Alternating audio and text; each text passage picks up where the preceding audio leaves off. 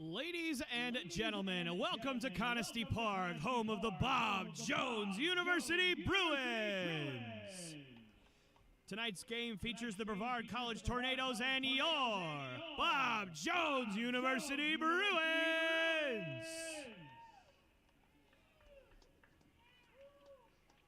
And now it is time for your starting lineups. First for the Tornadoes. Number 2, Jason Jucker. Number 6, Blake Burchett.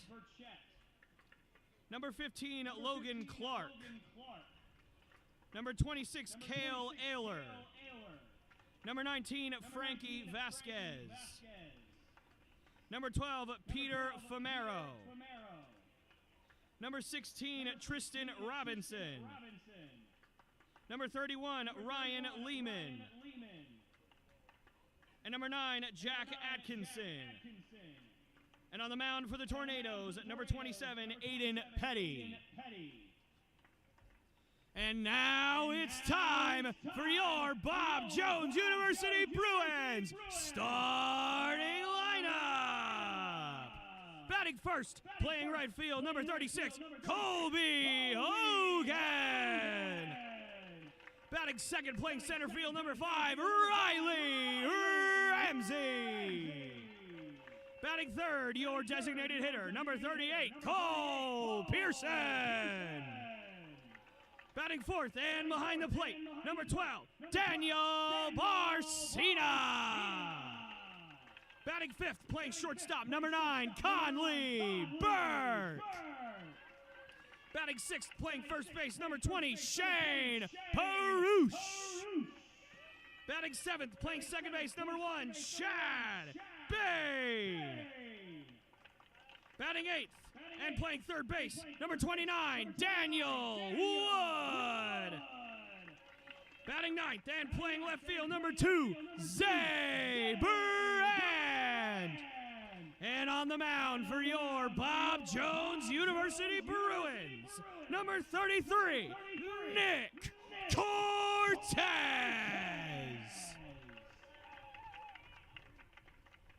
At this time, we ask that everyone please stand for a word of prayer, followed by our national anthem.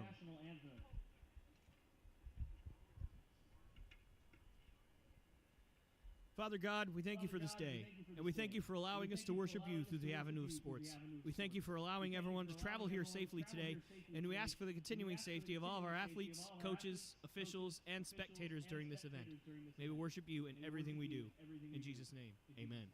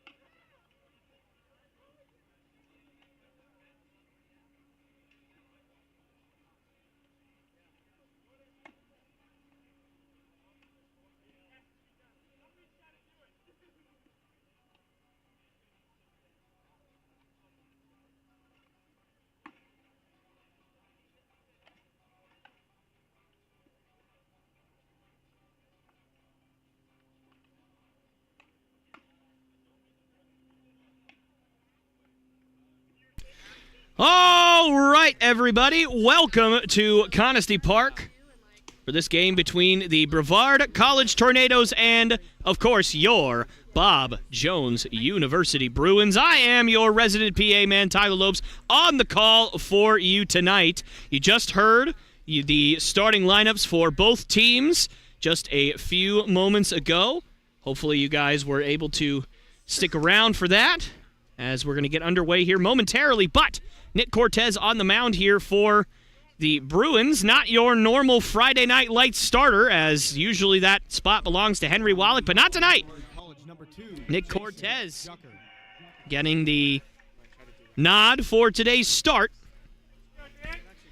as Jason Jucker is going to be the leadoff man for the Tornadoes. First pitch from Cortez is outside for ball one. Zach Burke also not in your starting lineup tonight. He's getting the night off. Bruins have a bit of a tough week ahead, as that one is swung on and hit out towards right center field. Riley Ramsey running after it. He will run it down and make the catch for out number one. Quick out number one for the Bruins here. And that's something that you love to see. You want to see your pitcher, especially a guy who's not used to starting on a Friday, not used to being your weekend guy, get out there and get off to a fast start, get some quick outs, get his confidence going. Certainly nice to see there for Cortez. That's going to bring up Blake Burchett.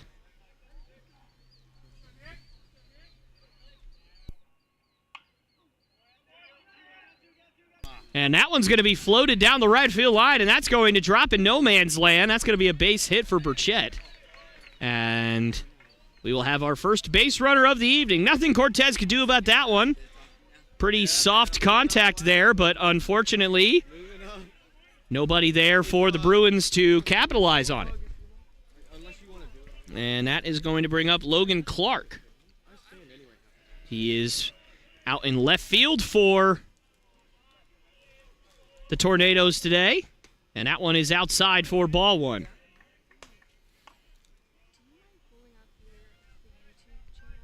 So anyways, as I was saying, the Bruins have a bit of a tough week ahead, as obviously they have this game against the Tornadoes, as that one swung on and fouled straight back. Right here tonight on a Tuesday night. A beautiful Tuesday night, if I might add. Absolutely perfect weather right now. Although I guess it could be a little bit more sunny, but in terms of the temperature, just a tiny bit of wind. I think it is absolutely perfect out here. Absolutely beautiful day for a baseball game. And nonetheless, you have this game tonight, and then they're going to turn around and travel up to Brevard in North Carolina on Thursday, and then immediately come back here on Friday, as that throwdown is in time. And man, that was a close play. I honestly think that Burchett might have gotten in there, and he certainly feels like it. He's still jawing at the umpire. And you can hear some of the Tornado fans not happy with that call, much like many Celtics fans were not happy with Jason Tatum's sixth foul last night. But it worked out for the Celtics, so maybe it'll end up working out for the Tornadoes tonight, although I'm sure all of you guys would hope that it wouldn't, as that one's upstairs for ball three. Count moves to 3-1.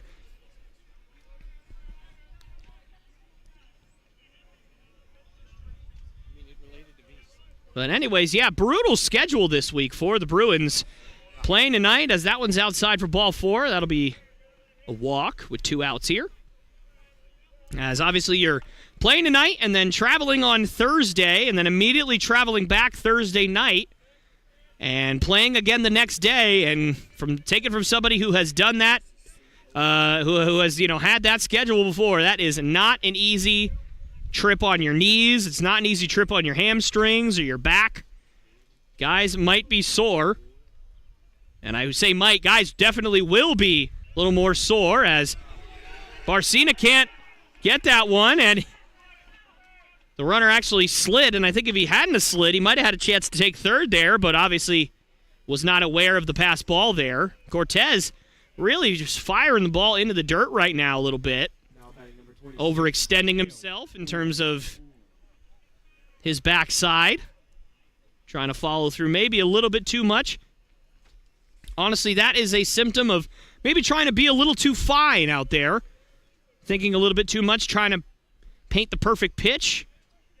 Just relax a little bit and throw. See what happens. And that one's a little bit better, but still a little downstairs. So the count now moves to 2-0.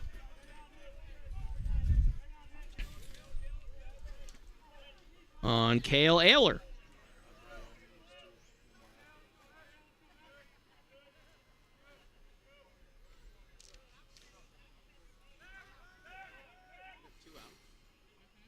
Oh, yeah, the first one.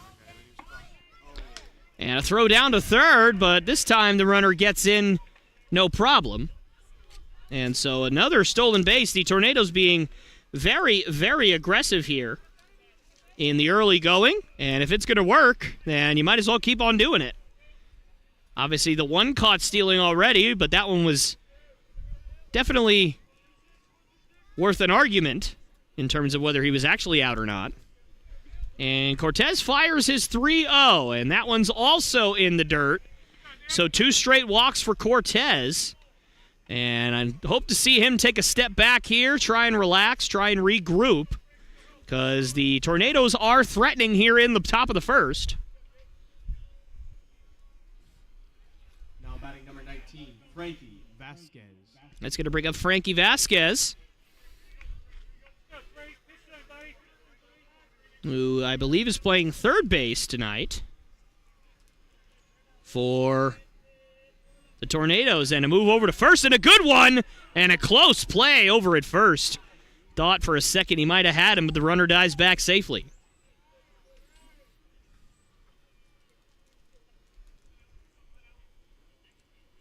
And Cortez fires that one in there for a called strike. Good bounce back pitch from Cortez. Let's see if he can repeat it. Something I like to say if a pitcher threw a good pitch was rinse and repeat. Let's see if Cortez can do that here. And he can. Well, that one is just a little bit downstairs. Looked good for most of the way. Ended up ducking down a little bit there at the end. And the count now moves to 1-1.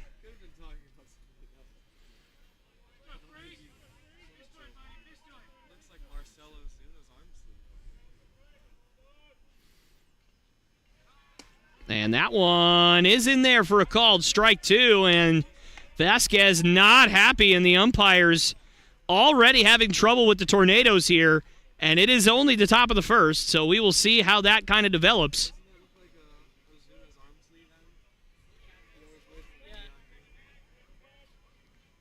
And that one is popped high in the air on the left side of the infield. Conley Burke will tread over there, settle under it, and make the catch for out number 3. So nothing comes of the first inning threat from the Tornadoes. We'll head to the bottom of the first. This game's still tied at 0.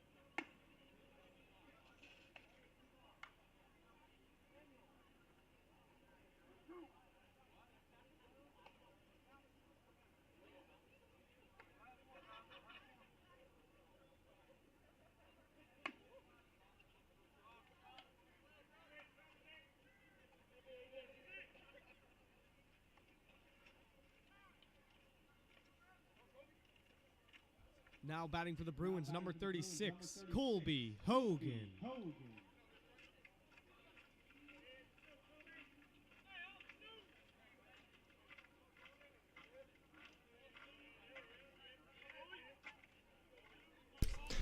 All right, ladies and gentlemen, we're back here live, and Colby Hogan doesn't even give me a chance to reintroduce myself here as he introduces himself to the Tornado starter, who is Aiden Petty, and he greets him with a line drive base hit to open up this bottom of the first. For those of you who are just joining us, still a 0-0 ball game. Haven't missed too much. A couple of walks from Bruins starter Nick Cortez. Also a runner thrown out at second on what I will be generous and call a questionable call in the top of the first.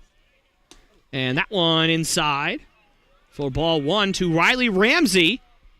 And the last time I was here, played some hero ball in a couple of the games in the last series. Had a walk-off single in a Friday night game, and then had a huge go-ahead 3-run homer. And wow, what a play by Frankie Vasquez. Stabs that one and fires on to first. That is a tough play.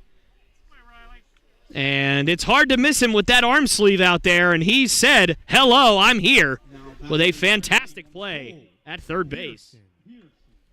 It's going to bring up Cole Pearson. And for Riley Ramsey, I guess you could at least take solace in the fact that you hit it hard and you moved up the runner. But other than that, you just got to tip your cap and say, fantastic play, young man. And a curveball, that one's upstairs for ball one.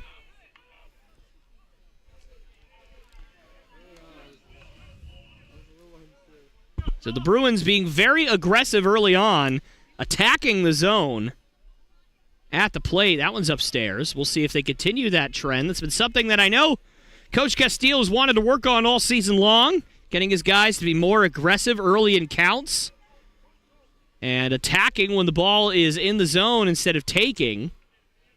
And that one's outside, and certainly you're going to be taking here, though. 3-0 count, not 3-0. My apologies.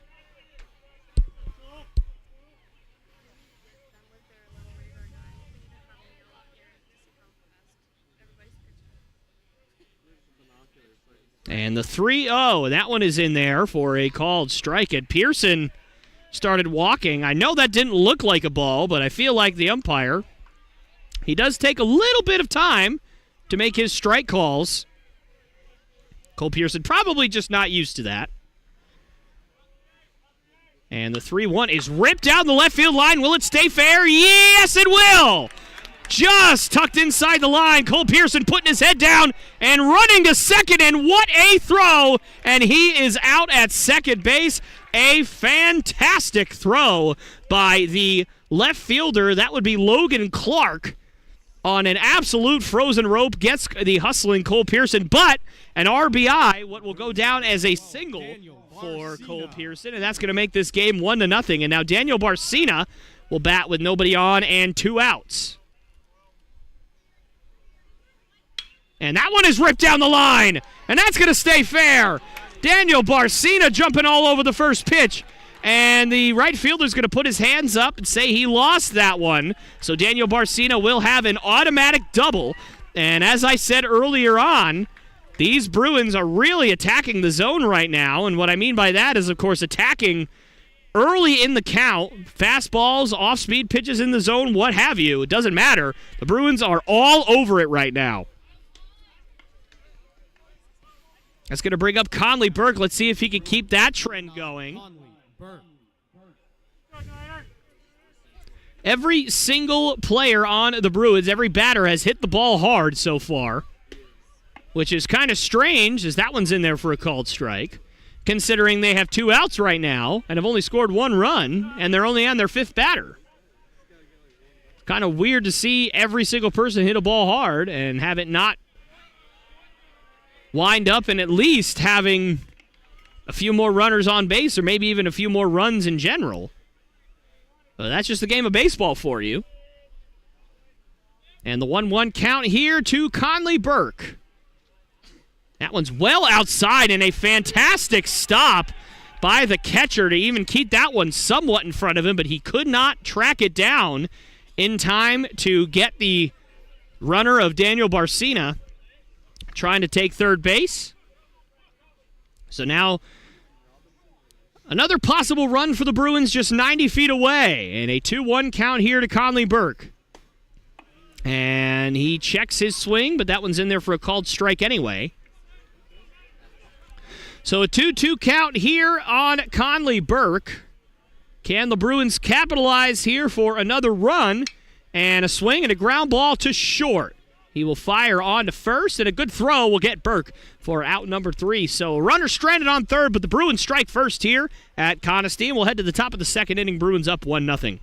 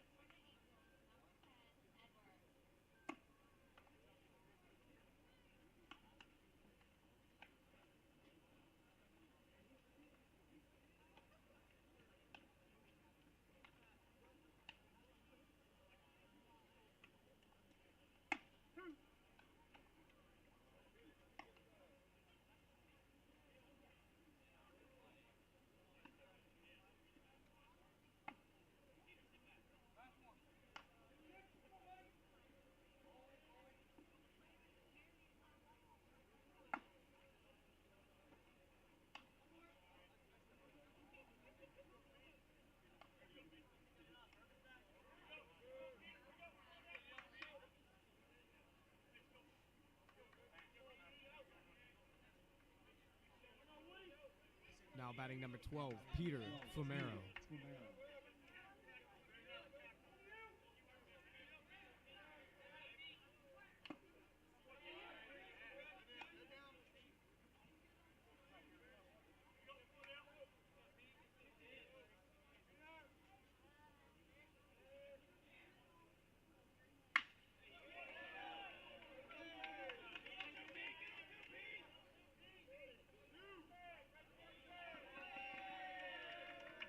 All right, ladies and gentlemen, we are back here live. And Peter Fumero doesn't even get me a chance to get my headset back on before he leads off the top of the second inning with a double. And so the Tornadoes threatening here to tie up this ball game. And that's going to bring up Tristan Robinson.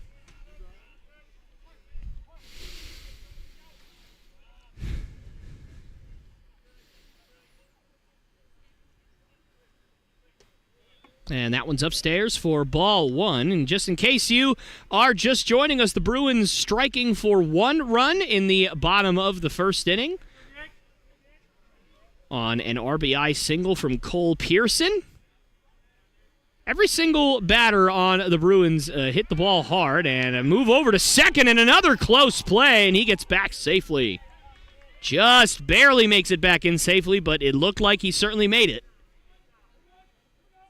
And that was one of my favorite plays to run in high school, that timing play, back pick to second.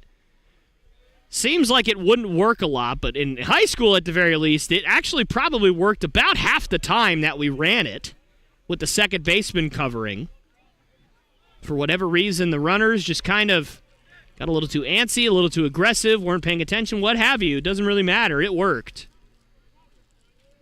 And that would certainly be huge momentum busters for the other team if you're able to pull that off. The 2-0 swung on and hit out to fairly deep left field. That might have a chance to get out of here, and it will. And that almost hits another car. And there always seems to be a car driving by when a home run is hit. And so Tristan Robinson, the 7-hole hitter for the Tornadoes, blasts a 2-run home run. And that is going to give the Tornadoes a 2-1 lead here in the top of the second. And I do apologize for if Mr. and Mrs. Robinson are watching, if that home run call was a little bit lackluster. It honestly didn't look like it was going to go that far off the bat from our angle, but it just kept going, and eventually it was definitely a no-doubter. And the dugout does the silent treatment celebration and eventually screams with joy with Robinson's home run. Maybe his first home run, you never know.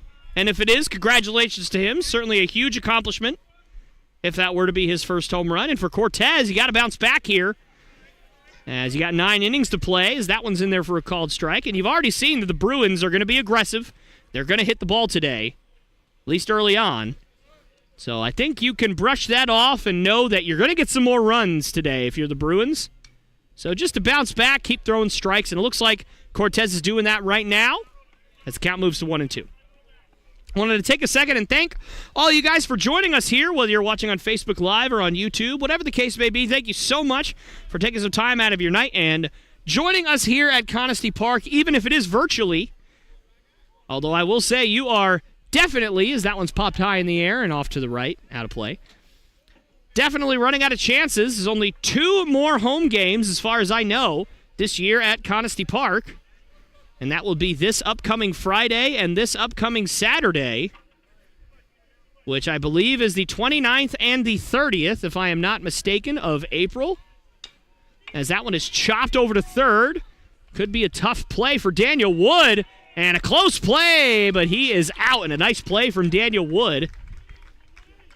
And that will be out number 1. Nice bounce back there from Cortez. And anyways, so yeah, you guys are certainly running out of chances to join us here live and in person. So if you do have that chance and you have not come down to watch and support our Bruins in person, I would highly suggest you do that, especially with the way the weather is going to be, at least hopefully, over the next few days. It is beautiful outside right now, and we're hoping that it stays that way. That one's outside. I think I speak for a lot of people when I say that winter should not be 6 months long. There are 4 seasons and only 12 months. That math does not add up, especially when you consider there are usually about 5.5 months of summer every year. Drives me nuts. I've lived in Florida for the last 15 years. We haven't had a single day of autumn or spring in my entire 15 years of living there. Never once. It's 95 degrees or 50. That's it.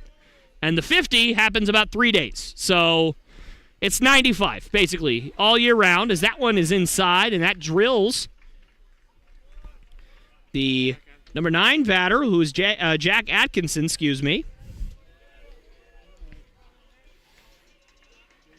And I can't even tell, is that music coming from the other dugout, or is that coming from the other field? Okay, so apparently there's another field that's just turning up right now. Or turning down, whichever you feel like saying. Sounds good to me. And that one almost hits the batter, and a fantastic jump from Atkinson. And Nick Cortez, I'll say this, you got to definitely start mixing up your looks. These guys are running all over you right now. That is 4 stolen base attempts already here and 3 successful steals. And you could argue that it should have been 4. So Nick Cortez has got to start mixing up his looks, start mixing up his timing, mix up the leg kicks. Whatever you have to do, is that one's drilled out to right center. And, oh my goodness, Jack Atkinson had absolutely no idea where the ball was. And you could see the third base coach saying, "What are you doing?" That was a absolutely boneheaded play that killed the momentum of the Tornadoes there. But you know what, guys? It happens. That's just kind of what happens sometimes. But nonetheless, we'll head to the bottom of the second inning with the Bruins now trailing 2-1.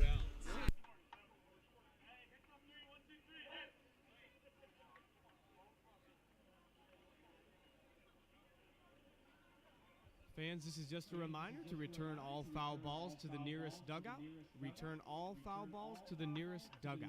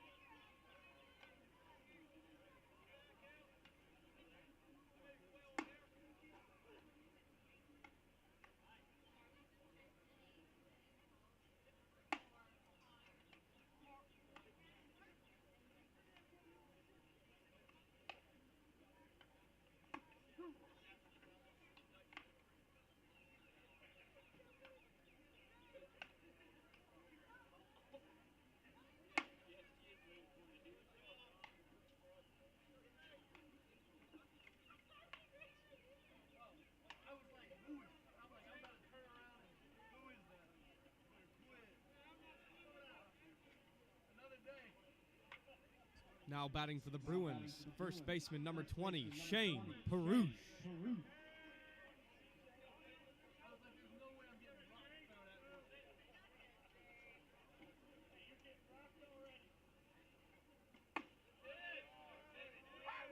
All right, ladies and gentlemen, we're back here live as Shane Perouche steps up to the plate here. Bruins down 1 here in the bottom of the second, and has already been a pretty eventful game so far. Had a few stolen bases. Obviously 3 runs already scored. A caught stealing.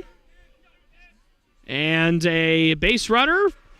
What we are theorizing, who believed that there were 2 outs when there was in fact only 1.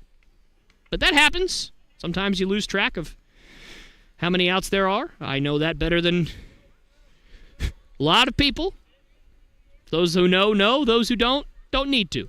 As that one is fouled off by Perouche.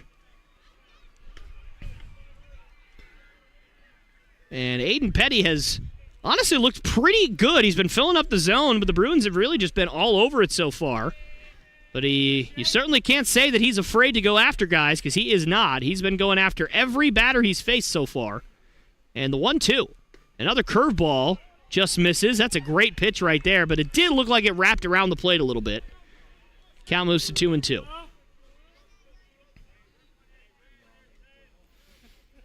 And the 2-2 is swung on and missed. Good pitch there from Petty. It's going to be out number 1 as Perouche goes down on strikes, and that's going to bring up Chad Bain.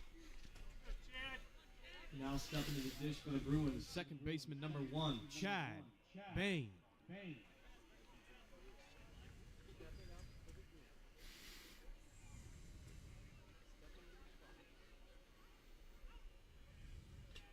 And that one's fouled straight back. And once again, Petty throwing a lot of strikes here. And as a teammate of a pitcher, that's pretty much all you can ask of them. Even if they don't end up having the best stuff that day, even if they end up getting hit hard, all you really can ask is that they throw strikes, they throw competitive pitches, and that they try and at least let the defense help them as best they can. I certainly at least would much rather have a guy go out there and give up 8 runs in 2 or 3 innings because they're just getting hit all over the ballpark than a guy who gives up 4 runs in 3 innings because he walked 8 guys. Because that second guy, I will never be able to know how well he could have pitched had he thrown strikes that day and how much I could have helped him had he thrown strikes that day. But the other guy, sometimes you just don't have your best stuff, and I can live with that as somebody's teammate. I can live with the fact that a guy stepped up there without his best stuff and did his best to be competitive. But I cannot get behind a guy who goes out there and walks the ballpark. That's just my personal opinion. Feel free to disagree with that, as that one is flown out to shallow left field. It could be a tough play, and that is going to drop for a base hit as Chad Bain, another kind of hit out into no man's land.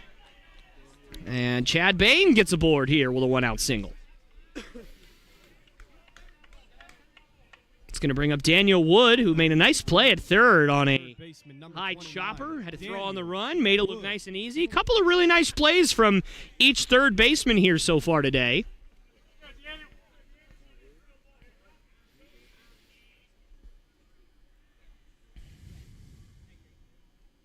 And that one, wow, behind Daniel Wood.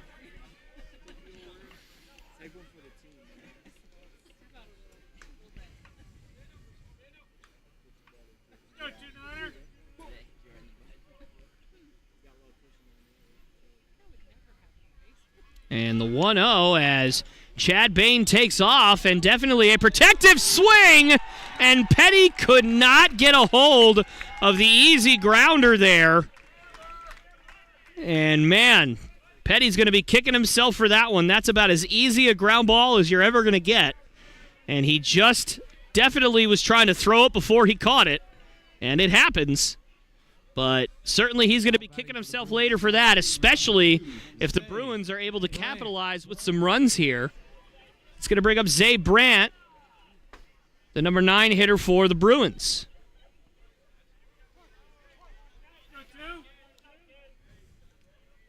Let's see what Petty does to bounce back here, and that one's way outside.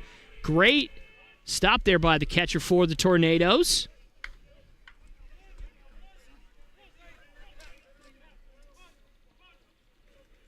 That would be Tristan Robinson, who is already homered in this ball game. And that one is chopped over, and that's going to get by for a base hit. And they're going to hold up Chad Bain at third. And probably a good idea considering the left fielder's already shown off a pretty good arm so far today and already thrown out one Bruins base runner. And bases are going to be loaded here for the top of the Bruins lineup as Colby Hogan jumped all over an early pitch from Petty for a base hit. And if he does that again, the Bruins are in a pretty good spot to be able to score maybe 2 runs here, but certainly will be able to tie up this ball game. And that one's in the dirt. And, man, we have seen a lot of dirt balls from both pitchers so far today. I have to wonder if there's something in the water here at Conestee. That one is swung on and ripped, and a nice play by the first baseman. He stays with it and fires a strike home. Man, that was a fantastic play on a really hard-hit ball from Hogan. And the Bruins just flat out of luck right now. That was a great play by the first baseman, able to field that ball, spin all the way around, as he had to field that while having his back to home plate, turn and fire an absolutely perfect throw to home. And that one's ripped down the line. That's a base hit. 1 run's going to score, and they're going to hold up the runner at third again. But the Bruins do tie the game on a 2-out single by who else? Riley Ramsey, who has certainly developed the clutch gene for the Bruins over the last few weeks. If he didn't have it already, he's got it now. And it's going to be a conference between the catcher and the pitcher. Something that, quite frankly, you just don't see very often anymore these days with the implementation of the limits of the number of mound visits you'll have. Catcher's a lot more hesitant to go out there and waste, quote-unquote, waste mound visits when you never know what's going to end up happening throughout the game, how many pitchers you're going to have to use throughout the game. And that one's upstairs for Cole Pearson, who had an RBI single in his first at-bat. Let's see if he can repeat that outcome here, or possibly even outdo it. And a check swing, and they are going to check, and he went. So that's going to be a swinging strike from Cole Pearson. Certainly close. Definitely can't tell if he swung from this angle. Count moves to 1-1. Petty's pitch.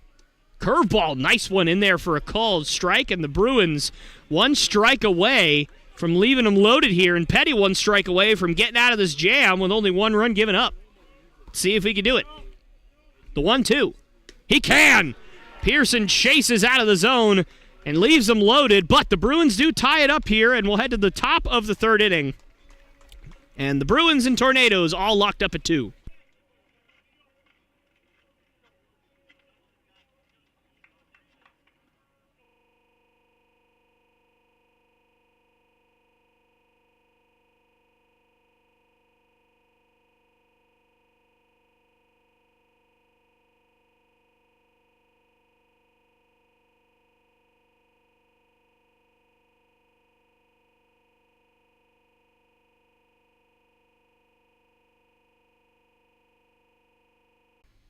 And you got to give it to the Tornadoes. They are not biting on the off-speed stuff from Cortez so far.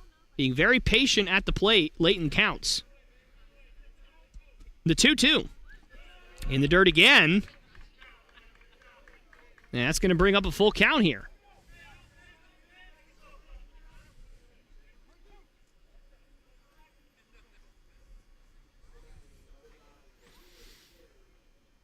And that one swung on and ripped down the right field line. It's going to be out of play. Oh, that's only a 2-game series this weekend? Oh, it's just Friday and then Saturday.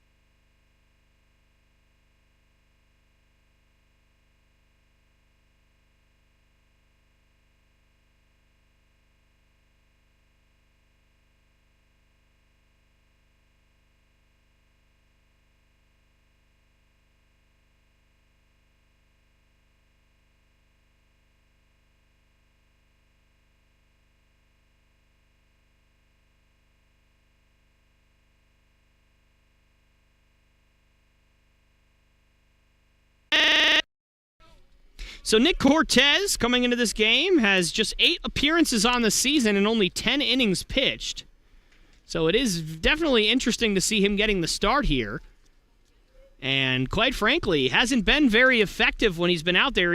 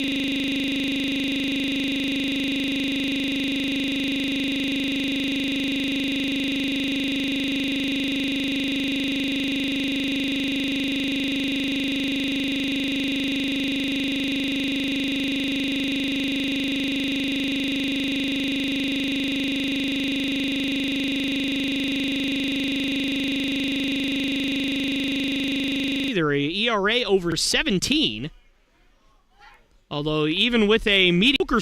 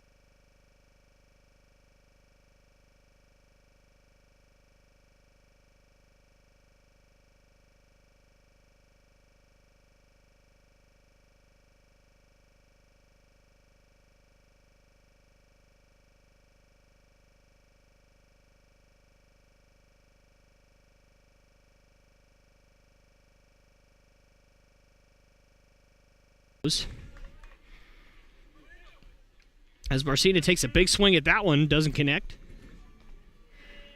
And the 2-1. Swung on and grounded over down the first base line and foul.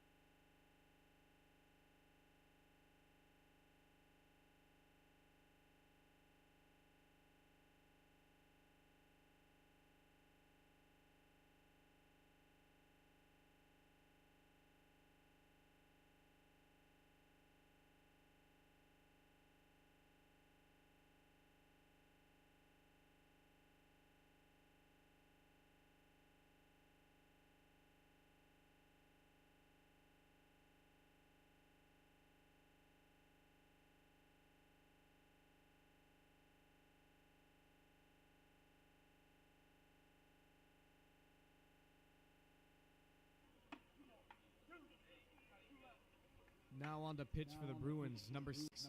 And Noah Weaver, the new pitcher for the Bruins. Haven't seen a lot of him this year, but he has been one of the more effective pitchers on this Bruins staff all year. He's third on the team in ERA coming into this ball game.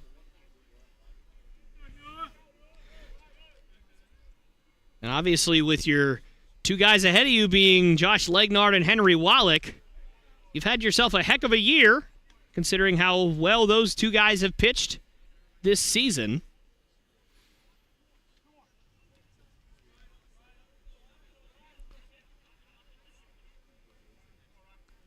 And the lefty delivers. That one's upstairs.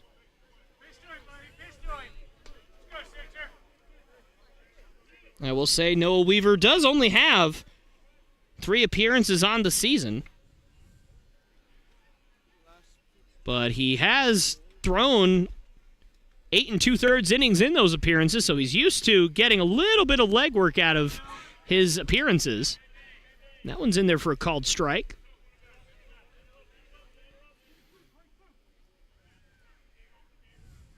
Weaver has worked the count full here. And the 3-2. Upstairs. So Weaver issues the leadoff walk.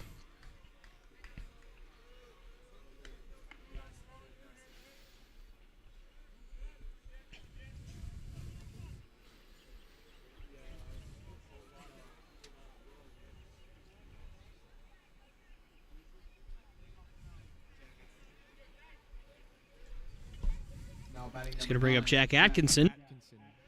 9-hole hitter for the Tornadoes.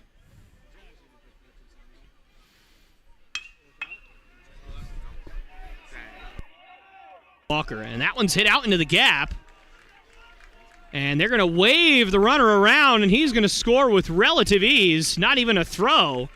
And the Tornadoes once again pouncing on the Bruins pitching staff, and they're going to lead 6-2.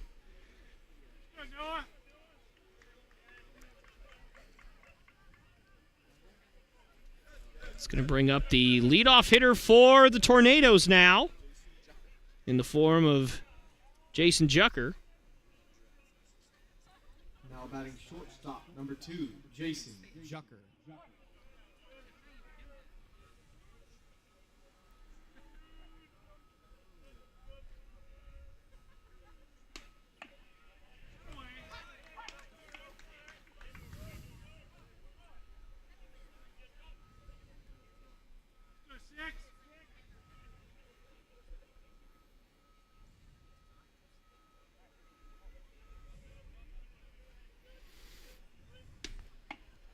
And that one's outside. So Weaver obviously has not found his groove yet here in this appearance. Certainly plenty of time to do that, though. But the Tornadoes threatening again. Runner on second. Nobody out here in a 1-1 count. That one's hit over to first, and a nice play by Shane Perush to snag that one down the line. And that's going to be the first out of the inning for the Bruins.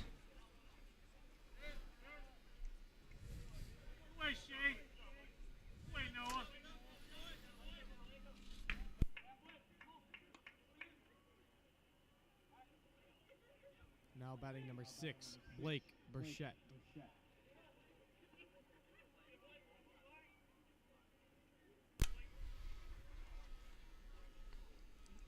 And first pitch is in there for a called strike. Good pitch from Weaver.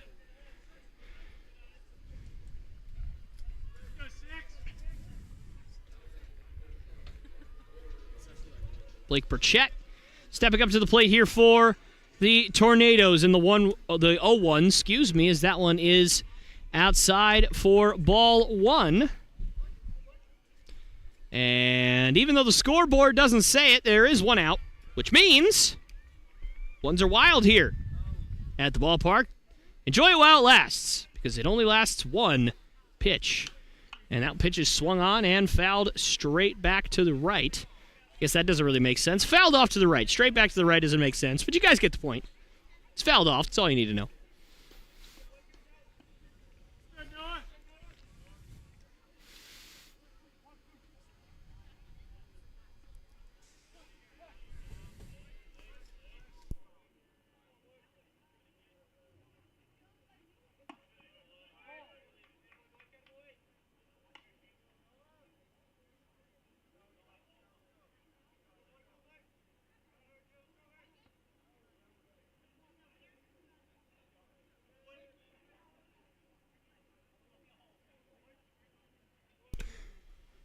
And that one's upstairs. So Weaver really struggling to find home plate here.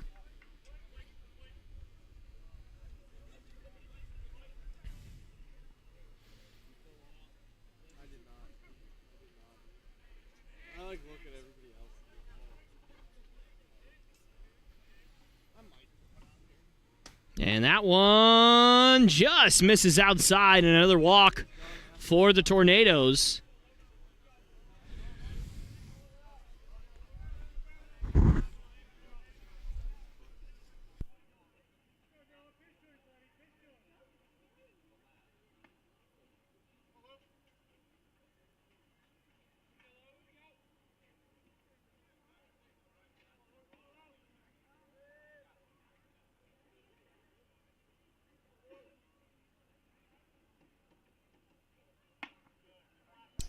That pitch is upstairs for ball one.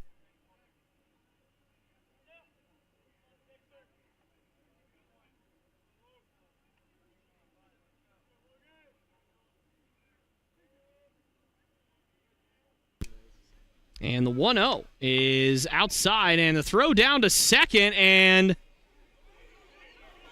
they don't. And the Tornadoes don't think that the runner was tagged.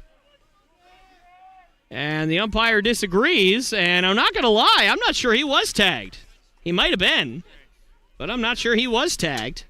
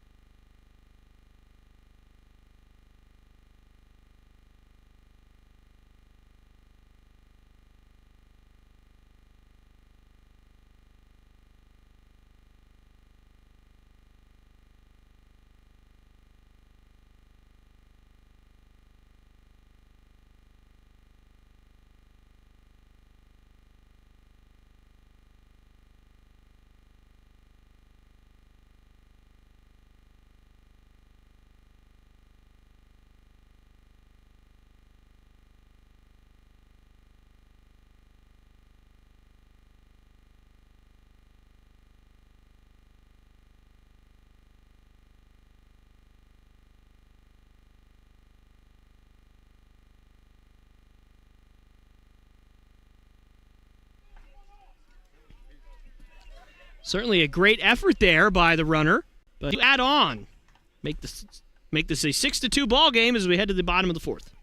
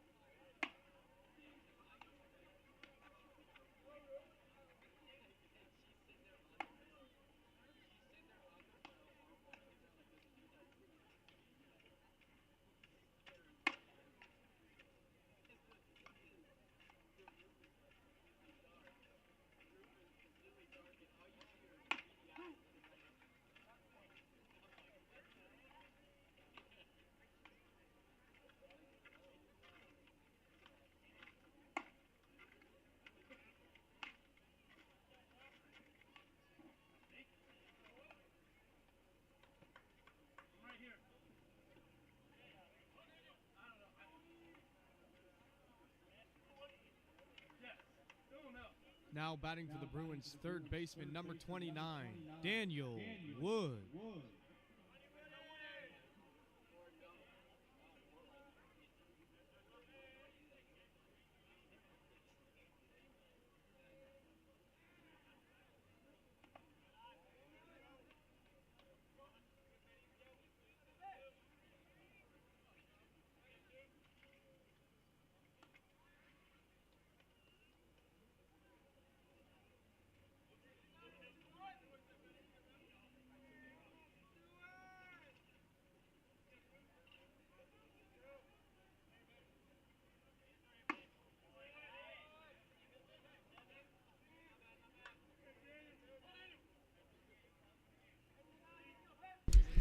All right, ladies and gentlemen, we are back here as that one is in there for a called strike on Daniel Wood. Count's going to sit at 2-1.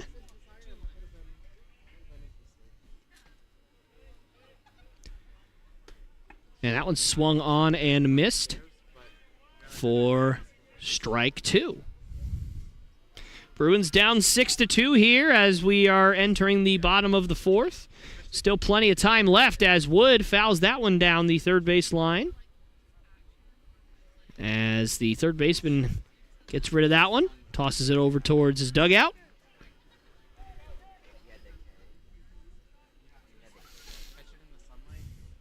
And that one's outside. So Daniel Wood having a nice at-bat here. Count is 3-2. 3-2 to Wood. Swung on and fouled off. It's going to get into the seats.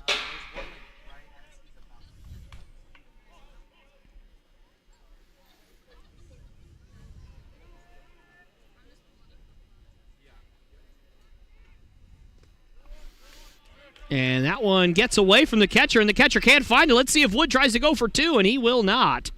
Although I would think that he probably should have. That would be a very long throw for the catcher. At this point, it's 6-2. You might as well give it a shot. But I do understand wanting to be conservative, not wanting to waste any runners. Now batting for Bob Jones, left fielder number 2, Zay Brandt.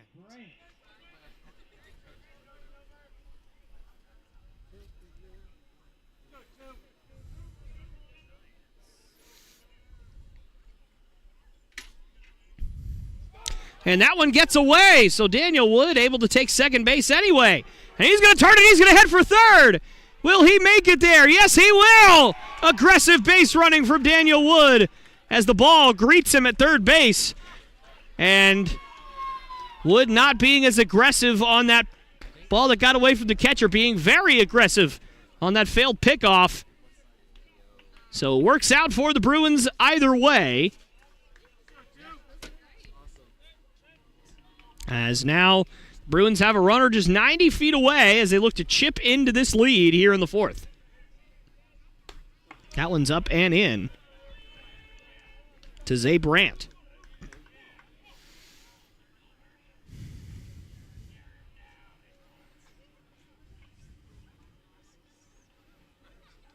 The 1-0 is... couldn't exactly tell where that one missed, but nonetheless, that is a ball. Count sits at 2-0.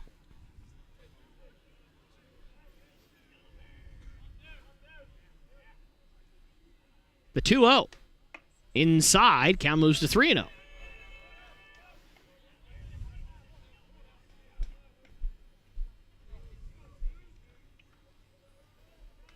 Say Brandt, nice at bat here so far. Let's see if he can finish it. The 3-0. Inside again. So Zay Brandt draws a 4-pitch walk here following the leadoff walk from Daniel Wood. Runners on the corners here. Nobody out for the Bruins. And that's going to bring up the leadoff hitter, Colby Hogan, who's already got a couple of hits to his name today. Number 36, Colby Hogan.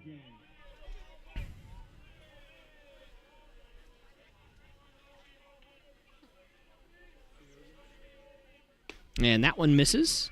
No, never mind. It doesn't miss. Just kidding. Jumped the gun there. Count is 0-1.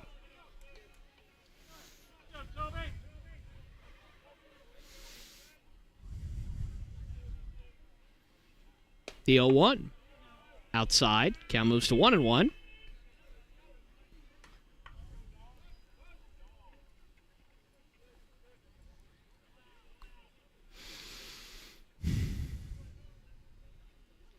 The 1-1 from Petty. Swung on and chopped over to second. This could be 2. He'll flip on to short, and he's out.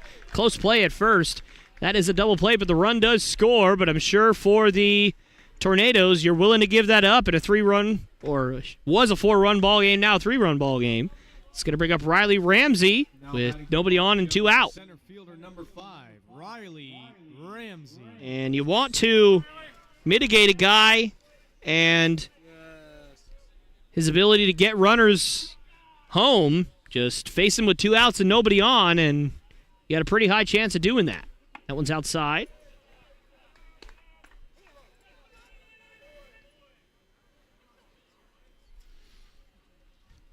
The 1-0. Check swing. Did not go, and the ball's outside. So the count is now 2-0. I feel like Petty's only thrown 1 or 2 strikes in this inning, and he's got 2 outs here. That is called being efficient. That one is swung on and missed, and as I say that, there's a swinging strike for strike 1.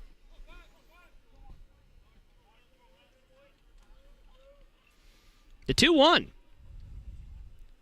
Another swing and a miss. Ramsey having a tough time locating and tracking that curveball as that one gets away from the pitcher, and the count moves to 2-2.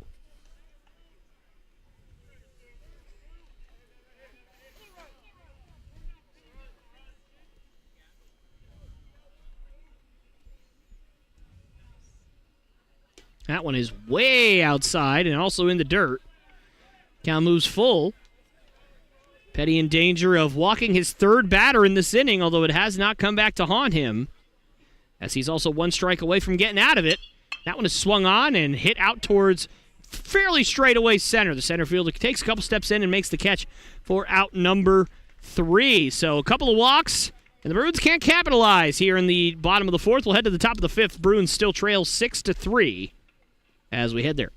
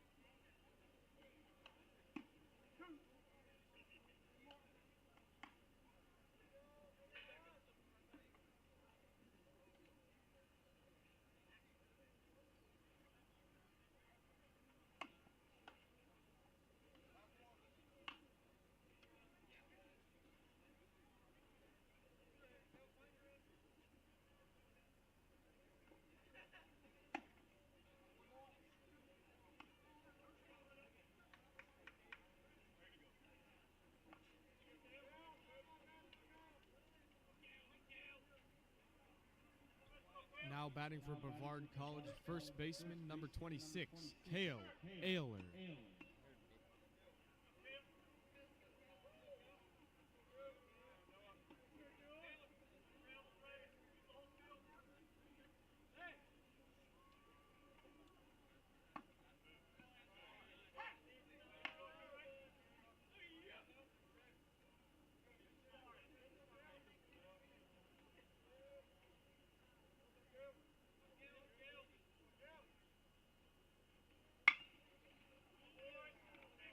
And that one's going to get through for a base hit. Didn't even have time to get my headset on. As Kale Ayler will have another base hit here.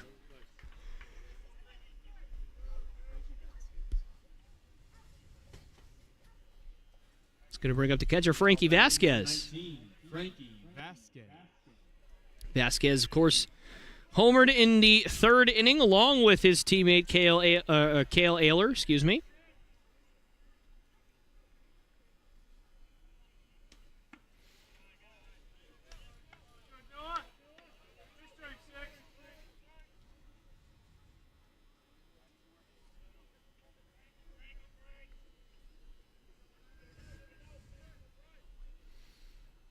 And Weaver sets and fires his 1-0, and that one's in there for a called strike.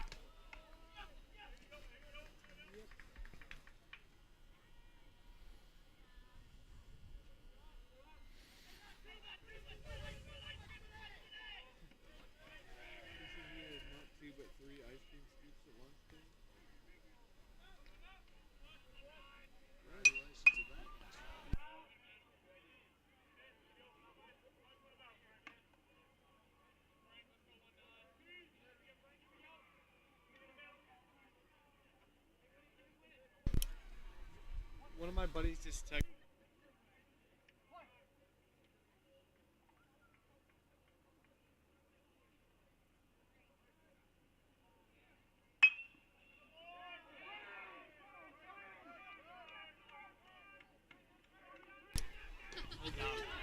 And a close play at third, but the runner is called safe. I was like, wait, what? I thought he heard us on the live stream. I'm like, where did that come from?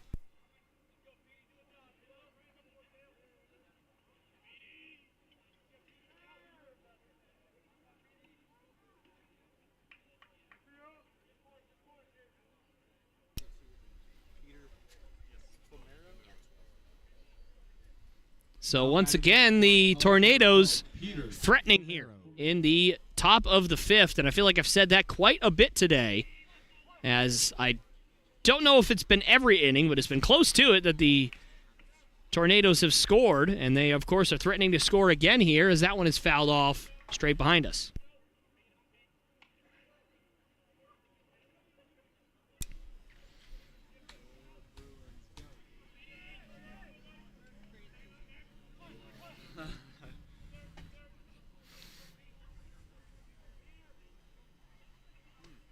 And that one in there for a called strike. Count moves to 0-2 as Weaver looking to hopefully induce a ground ball, maybe turn a double play. See if he can't. Trying to work his way out of this inning here with minimal damage as that one is popped off to the right and foul. Nice job there.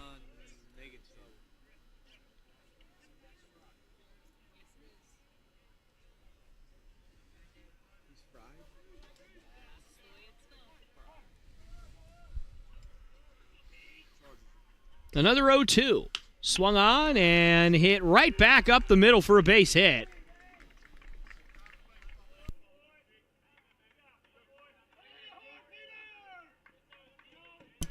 As Famero delivers an RBI single here in the fifth, and so another run on the board for the Tornadoes as they are really just starting to figure out this Bruins pitching staff, if they hadn't already. Now batting for Brevard College, number 16, Tristan Robinson. Going to bring up Tristan Robinson, the catcher. Already has one home run to his name today, but popped out in his last at-bat.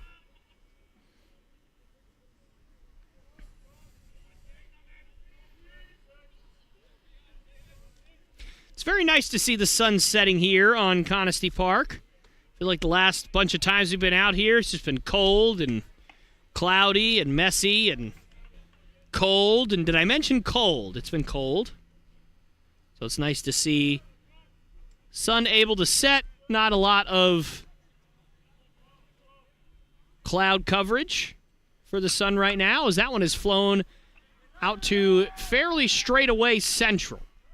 And Riley Ramsey will make the catch for out number one. And a good bounce back there from Weaver as he tries to minimize the damage here in this inning. Yeah, it's a good start there. Now batting right fielder, number 31, Ryan Lehman.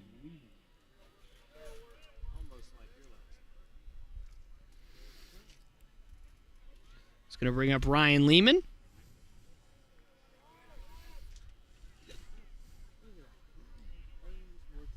And that one's in there for a called strike from Weaver. I'm sure a lot of people watching the stream tonight are looking forward to the NFL draft this upcoming Thursday, Friday, and Saturday. This is definitely one of the more unpredictable drafts that I have seen, possibly the most unpredictable draft I have seen. Throughout the last month and a half, so roughly about 6 weeks, I have seen upwards of 50 different players at one point or another going in the first round at different times. Obviously only 32 picks, but 50 different players have gone in the first round at certain points. So certainly nobody knows who's going where, and I think that's how it should be, because that's going to make the draft that much more interesting to see who's going to trade up, who's going to trade down, who's going to make that surprise selection, as that one's in there for a called strike three. Noah Weaver now 1 out away from getting out of this with very minimal damage. It's going to bring up Jack Atkinson.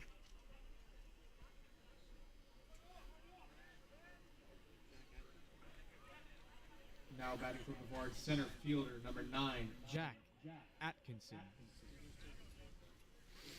Kenny Pickett. I hope. Jordan Davis won't be here. I'd like him to see Jordan Davis. And a balk is called. Another one. And They're talking about Malik. that's going to bring the runners up 90 feet here. So 2 runners in scoring position with 2 out.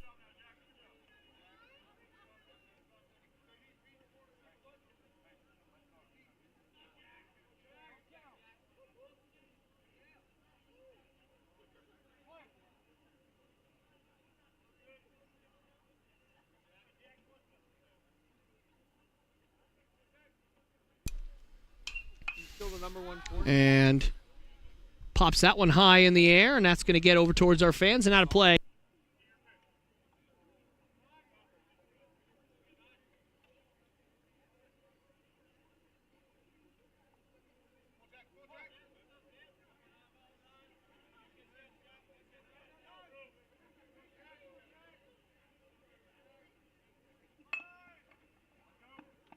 As that one's bunted down the first base line, as that's going to bring the count to 0-2. So an interesting call there.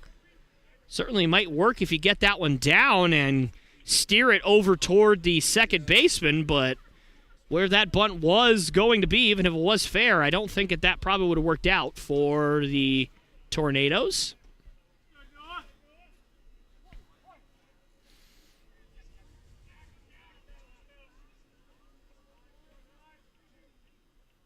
And the 0-2 from Weaver. Curveball's fouled straight back into the net. Count remains 0-2.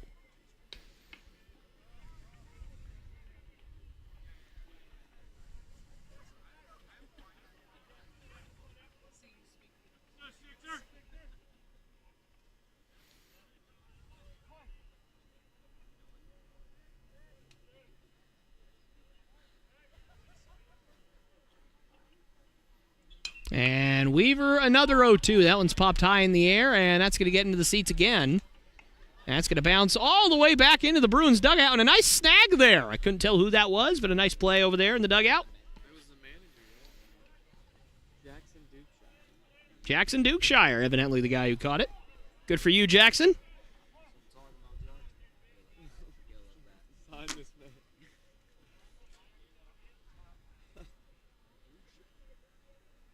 And another 0-2 is swung on and again fouled off. And oh my goodness, that hit a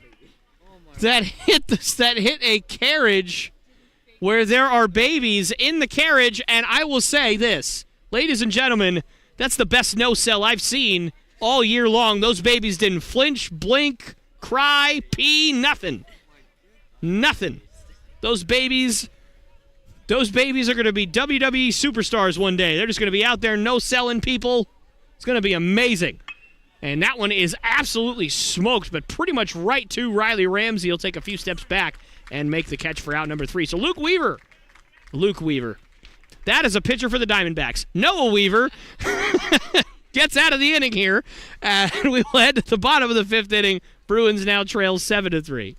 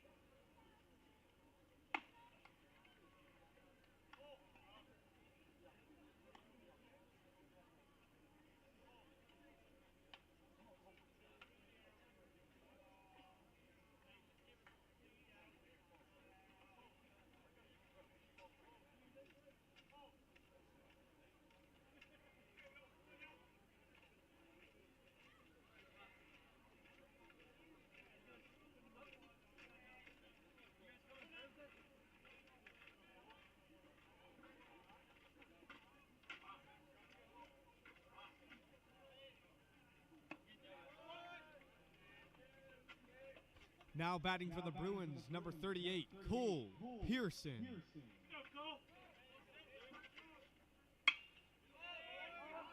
And that one is hit out towards right field, and camping under it will be the right fielder, and he'll make the catch for out number 1 as Cole Pearson is quickly retired here in the bottom of the 5th. Bruins trailing 7-3 here in this one. For those of you just joining us, certainly been an eventful game so far. Now up to bat. Although it has quieted down a little bit. Daniel Barcina. Last inning or two. 3 home runs in this game, all by the Tornadoes. And that one misses for ball 1. Daniel Barcina had a huge double in the first inning and has been quiet since. Count moves to 2-0 here. And another ball that gets by the pitcher.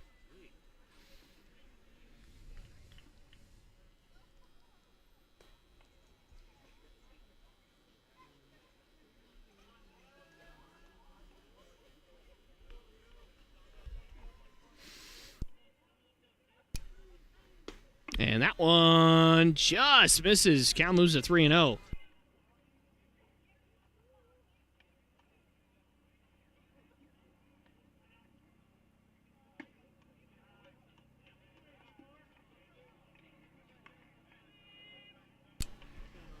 So that one misses for ball 4, and Daniel Barcina will take a walk.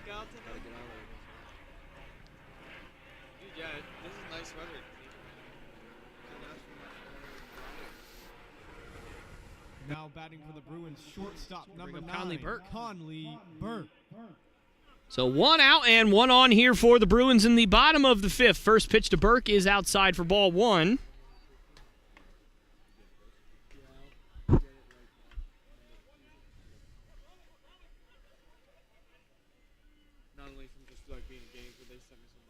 The 1-0. And another curveball. That one misses for ball 2. And Petty has been really heavy on the curveball here today.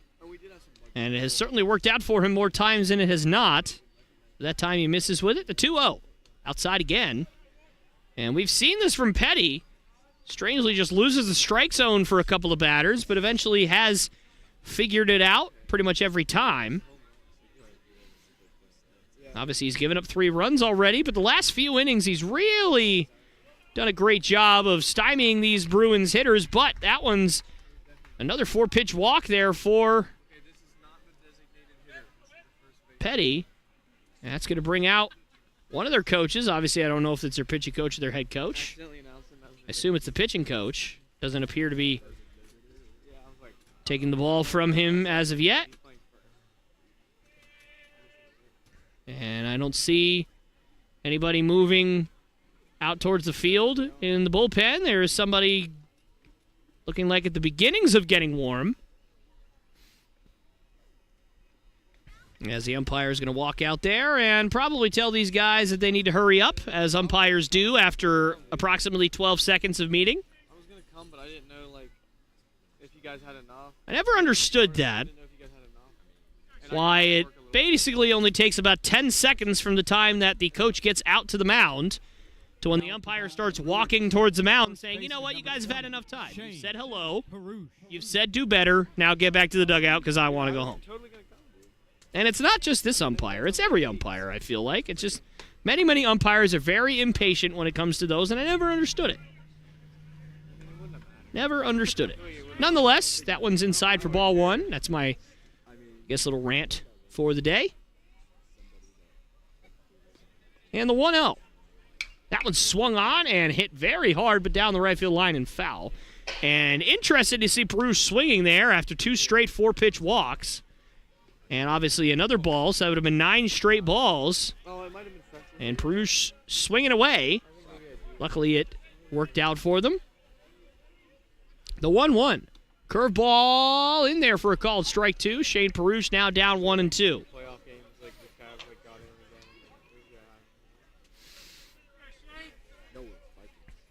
Vikings had, or maybe, oh no, okay, so the goalie from the Vikings went over and played for a different team. As he wasn't on that team. Big spot for Shane Perouche. Can he come through and start chipping into this Cyclones lead? That one's ripped out to center, but pretty much right to the center fielder as Barcina dekes a throw. And that's going to be out number 2. An unfortunate circumstance for Perouche as he hit that about as well as you can hit it, right on the screws, but right to the center fielder. It's going to bring up Chad Bain. Now batting for the Bruins, second baseman number 1, Chad Bain.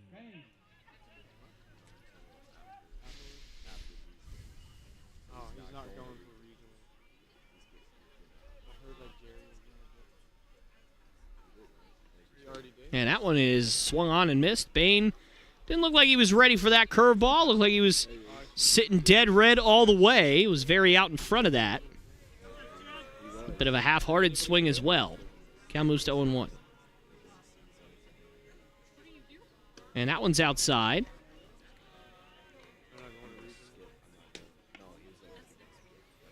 I heard he was putting. I heard him and like Nikita were putting like, or yesterday.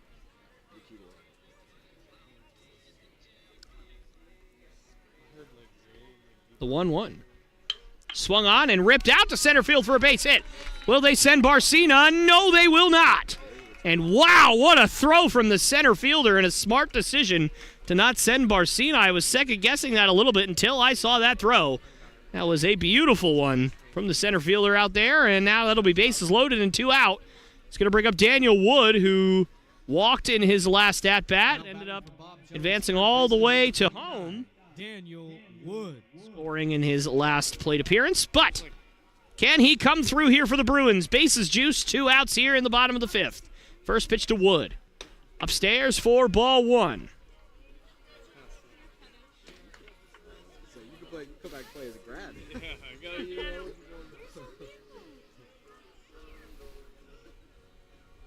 guess like August.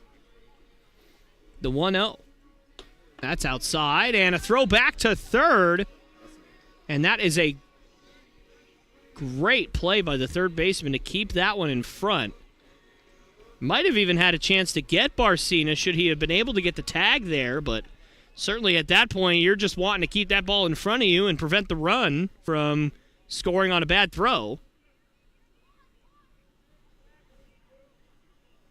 The 2-0 outside, and Daniel Wood not really having to do much but stand there and look pretty. As the count now moves to 3-0, and he might get a free RBI out of it. Oh yeah.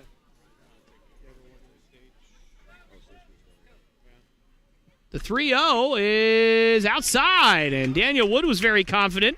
A little more confident than I was on that call, but ball 4 is what it is, and so that will bring a run home for the Bruins as they chip into the lead just a little bit, as the score now sits at 7-4, and that's going to bring up the number 9 guy, Zay Brandt. Now up to bat for the Bruins. Out in left field today. Zay Brandt. And another big spot for the Bruins, and if I was Zay Brandt, I'd be taking all the way until I get at least 1 strike here. Until Petty proves that he's going to go after you, and he's not. I'll tell you what, first pitch to the 9-hole hitter with 2 outs and bases loaded should not be a curveball outside the zone. If you're going to throw a curveball, you got to make sure it's a strike, because you do not want to walk the 9-hole hitter in this spot, and he does go after him there as Brandt swings through that one for strike 1. Because you don't want to get to the top of the lineup in a 2-run ball game with the bases loaded. Your chances of giving up the lead jump up exponentially there. The 1-1. Nice curveball there. And Petty has found it now. Count moves to 1-2. Can Zay Brandt battle? And the 1-2, and a nice job from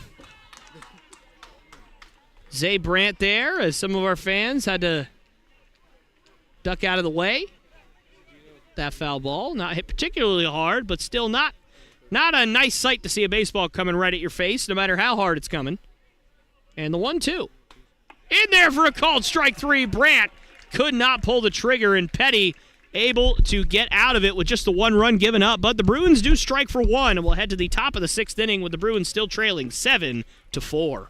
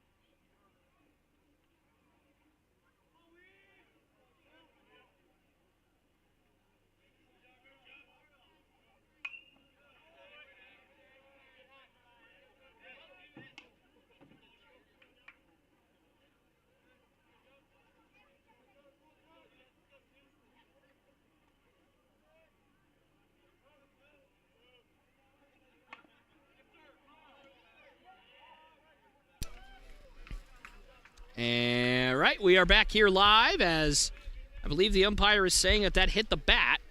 So that's going to move the count to 0-2. Noah Weaver back out there on the mound for the Bruins. Has struggled at times, but that was a really nice pitch there. Had some nice cutting action to it. And that's going to be his first strikeout of the day, I believe.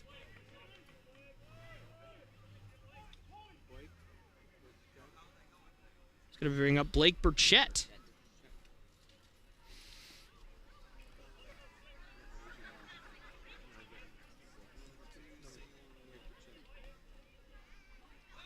And the bunt shown, but that one's in there for a called strike as Burchett pulled back. For Brevard College, number 6, Blake Burchett.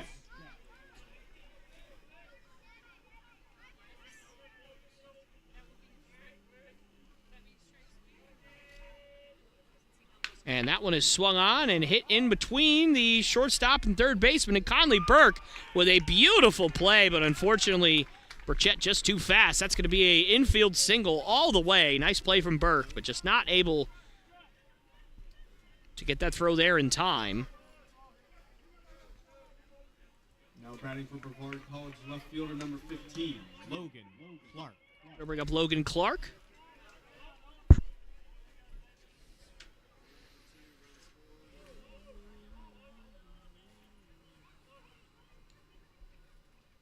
And a move over to first from Weaver, and the runner gets back in plenty of time. Top of the sixth here, 7-4 Tornadoes over the Bruins.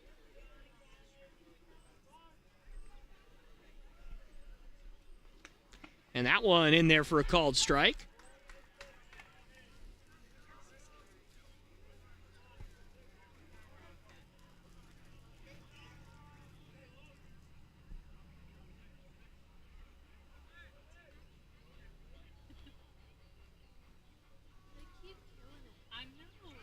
And another move over to first, and that one gets away from Perush. He's not able to handle it. And Perush not hustling after the ball.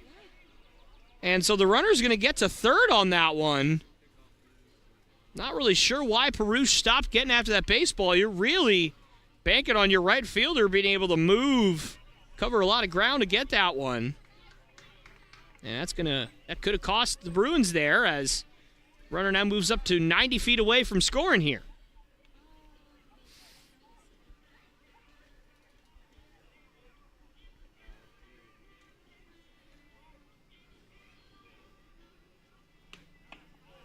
And that one's in there for a called strike.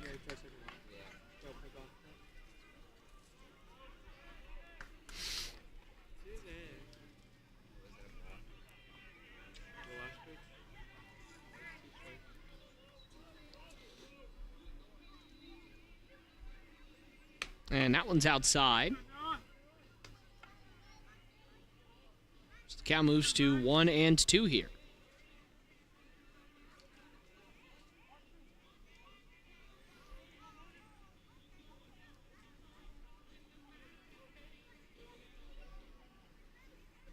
And that one's outside and in the dirt as well, so the count now moves to 2-2.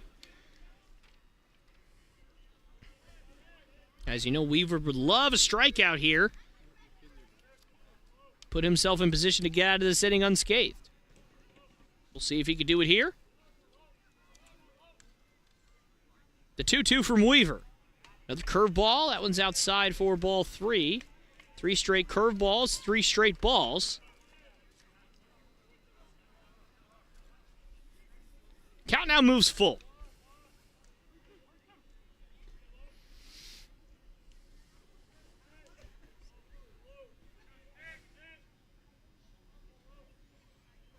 And another curveball as that one's outside. And Weaver not wanting to give in there. Willing to take the walk, and that's exactly what he does. It's going to bring up Cale Ayler once again. Another conference at the mound here, this time between Barcina and Weaver.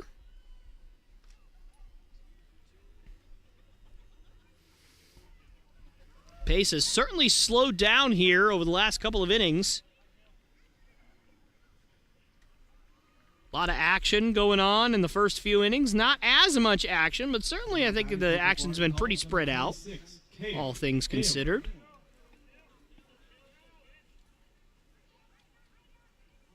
Proceeding giving first and third signs.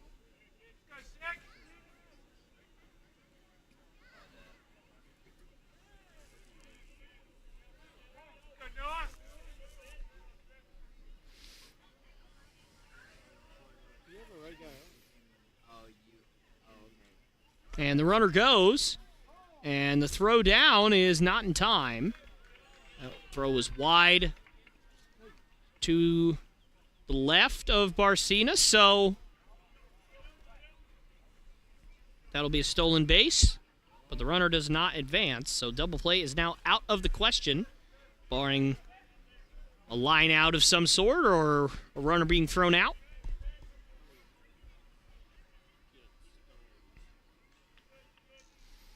And the 1-0 misses for ball 2. So Weaver struggling to find home plate here over the last handful of pitches. I believe that is now 6 straight balls he's thrown.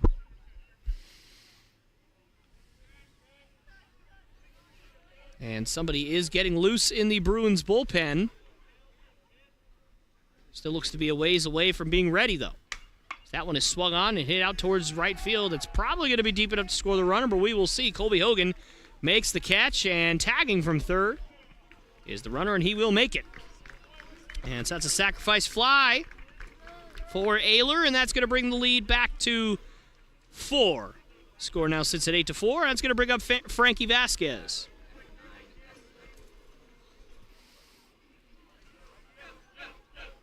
Now batting number 19, Frankie Vasquez.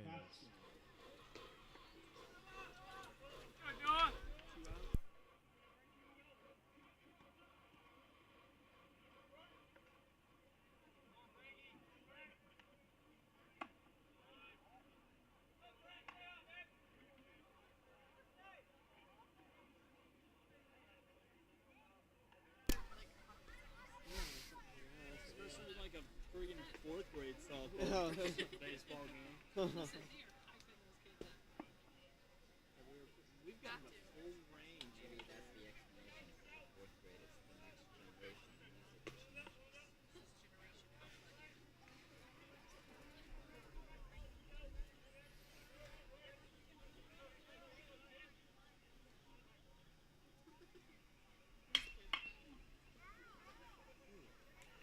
That one's fouled off down the left field line. Count is 2-1 as Weaver looks to just get that final out here. He has done the best job that he can to try and keep the Bruins in this ball game. He has struggled at times, but he has limited the damage most of the time. And the 2-1 is chopped in between short and third. Another tough play for Burke. And this time the throw's offline, although again, that is a super difficult play, so that's going to be another base hit, and some bad luck this inning for Weaver as 2 soft ground balls end up with 2 base hits. And that's going to bring another run across. That's going to bring the score to 9-4.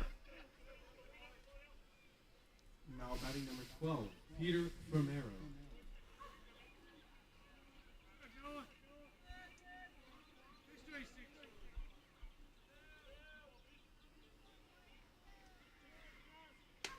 And that one misses for ball 1.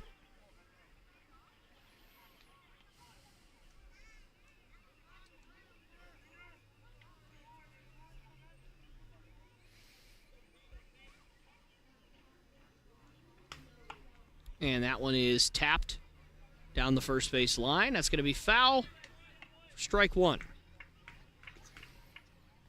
And for the Bruins, again, you still got some time, although time is not on your side as much as it was early on in this ball game when the lead was 5.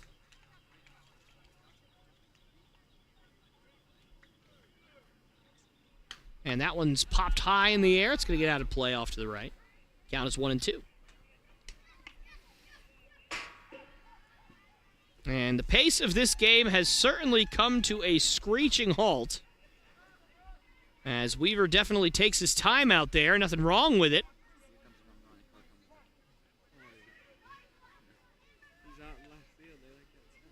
Certainly plenty of effective pitchers have had slow home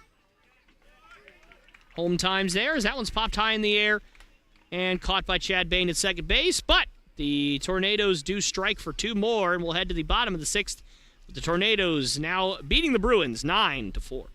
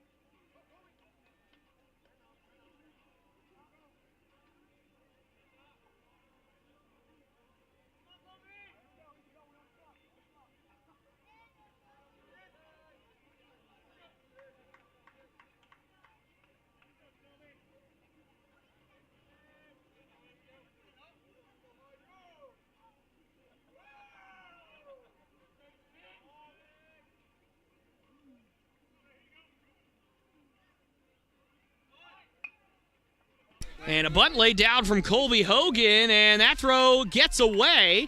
Might have hit Hogan, and it looks like it did. No web, yeah. No web. That's what I thought it was. I couldn't quite see. As Colby Hogan getting creative here in the bottom of the 6th. So we do have a new pitcher for the Tornadoes. It's Noah Webb. I apologize for the hesitation there. I wanted to say Logan Webb, but that is obviously a pitcher for the Giants. I don't know what it is. I guess I'm in MLB baseball mode. I'm just saying a bunch of baseball. Yeah, the NL West pitchers, exactly. Yeah, I don't know what's going on. That is literally the division that I watch the least. Although they do have the Dodgers, so I guess maybe not. But one of the divisions that I watch the least, as they are on the West Coast, and I am not, clearly, as I am here in South Carolina.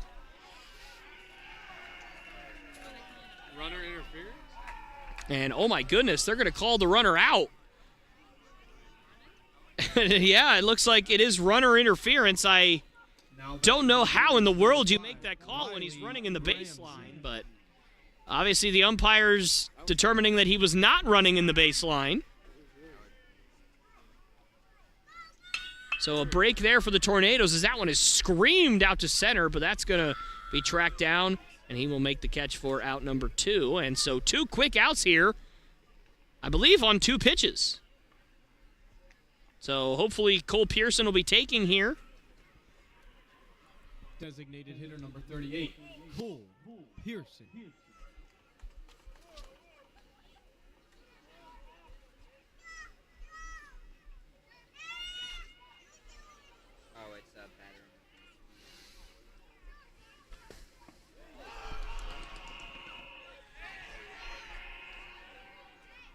So that's in there for a strike, so there will not be a 3-pitch inning here.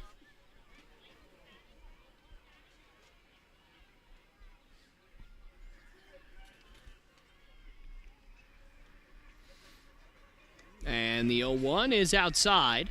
Count moves to 1-1.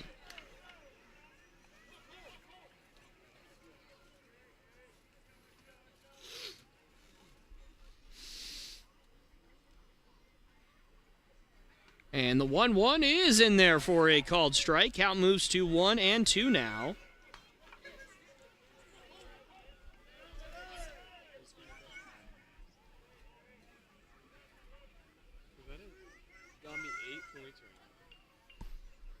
And that one is swung on and hit out towards center field. And that's going to retire the side as the right fielder camps under it and makes the catch. So the Bruins come up empty here in the bottom of the 6th. We'll head to the top of the 7th. Bruins still trailing 9-4.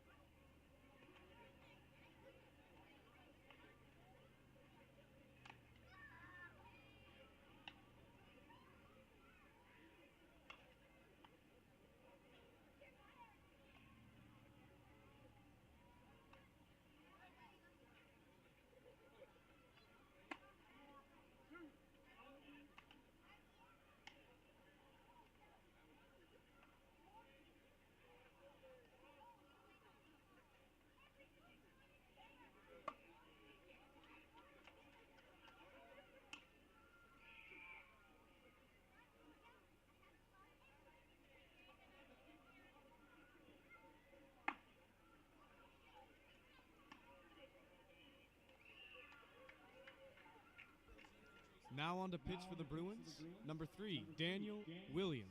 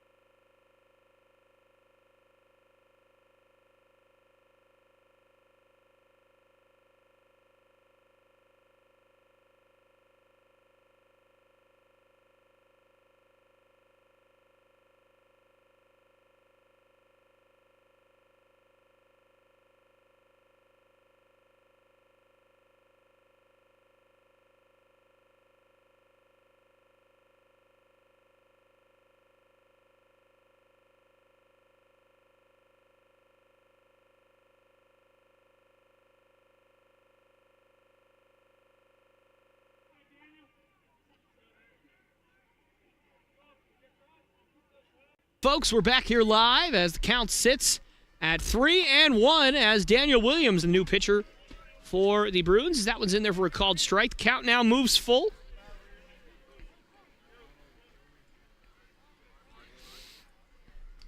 And at this point, if you're the Bruins, you just need somebody to go out there and go after these hitters as that one's hit down the right field line. It's going to get about 4 rows deep into the stands.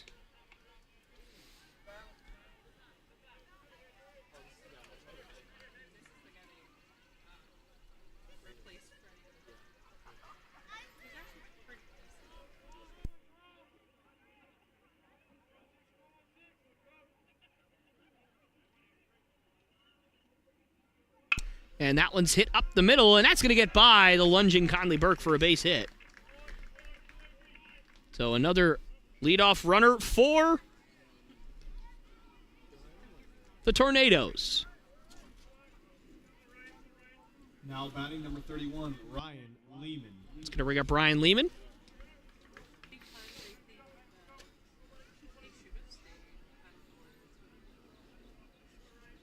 Oh my gosh. The Nets in 8. Nets in 8. Nets in 8, baby. Benson is playing return for game 5. Oh my god.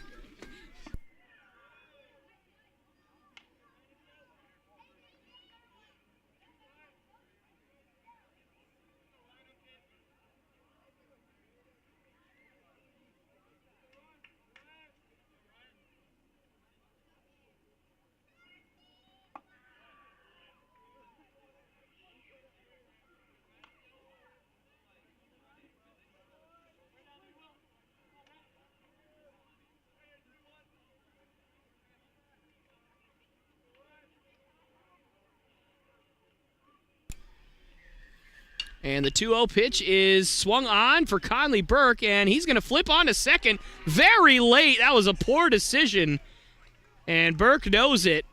And the runner looks like he got hit maybe, or maybe got some dirt in his eyes, something. Oh, here comes the trainer. And here comes one of his teammates running out there to get him some eye drops. Oh, he's running. Oh, and he's running back. There he goes. Oh, I know it's the other team, but come on. If you can't laugh at yourself, laugh at other people. That's what I say. I'm kidding. That's horrible. No, that's a Tim Hawkins joke. Anybody who knows Tim Hawkins knows he's very, very great Christian comedian. Look him up if you haven't. He's hilarious. But anyway, that was very funny. Even though it was the other team, funny is funny no matter who it comes from. That's what I say. And that is a quote from me. Although I'm sure other people have said it, because those are very common words that could be put in that order.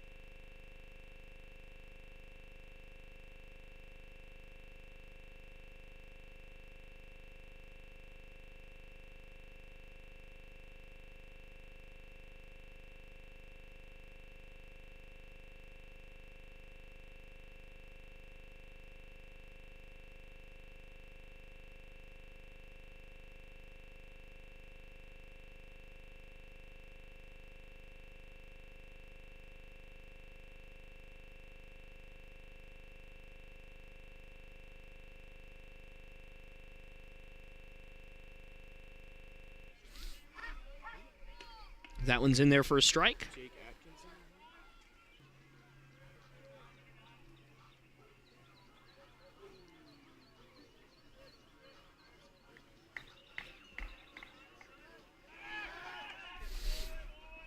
And a throw over to first, and the runner gets back safely here.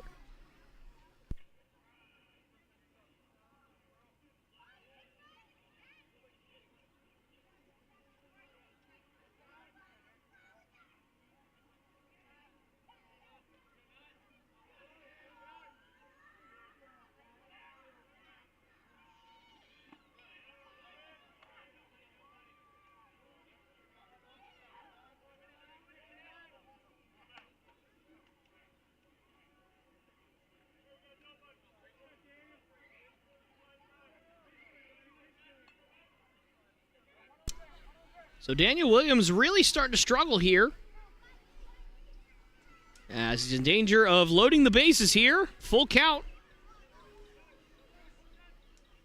And that one is hit down the right field line, and if it stays fair, it's going to be trouble, but it does just go foul.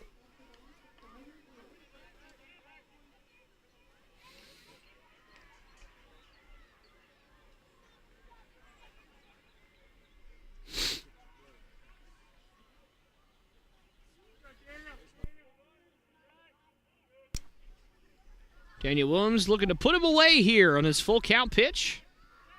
Takes his time, gets his sign. I just made a rhyme. And that one's well inside. That's going to get away from the catcher, but it doesn't necessarily matter as the runners were going to advance anyway.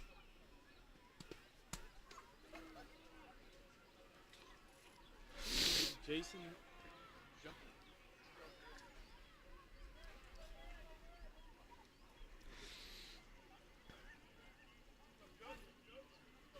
Now batting number 2, Jason Jucker.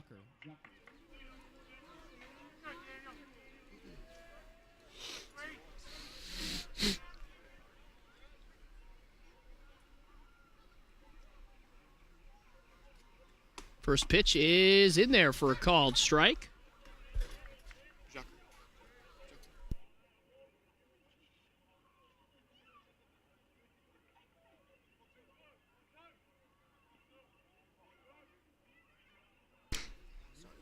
And that one is tapped over to first, and a nice play from Perush. As unlucky break there for Jucker, as the run does not score, and nice play from Perush to gather himself and make a nice throw.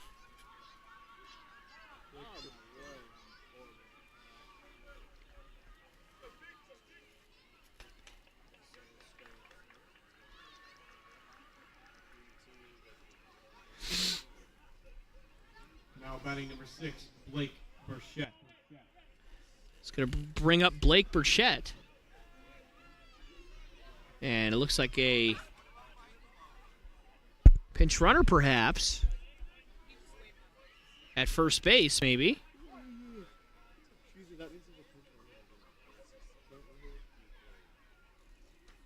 And that one's in the dirt for ball 1.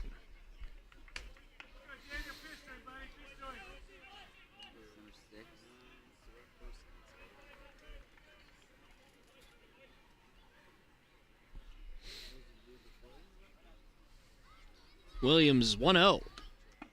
Outside, ball 2. Williams in danger here of allowing the Tornadoes to expand once more upon their lead.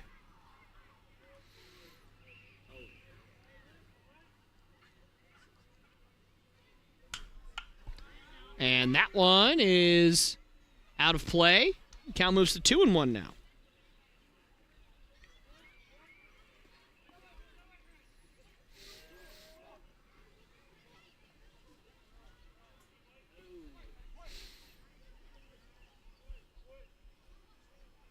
The 2-1 misses for ball 3. And certainly Williams does not want to walk the batter here, as you're going to basically give the heart of the order a free shot with less than 2 outs and the bases loaded. And he goes after him here in a swing. That one's fouled off to the right. And, man, we've seen some close calls here today.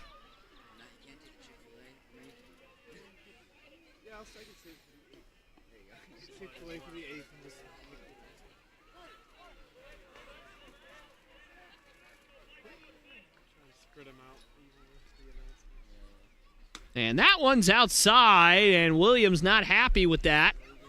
That will walk in a run, and that's going to expand the lead to 10-4.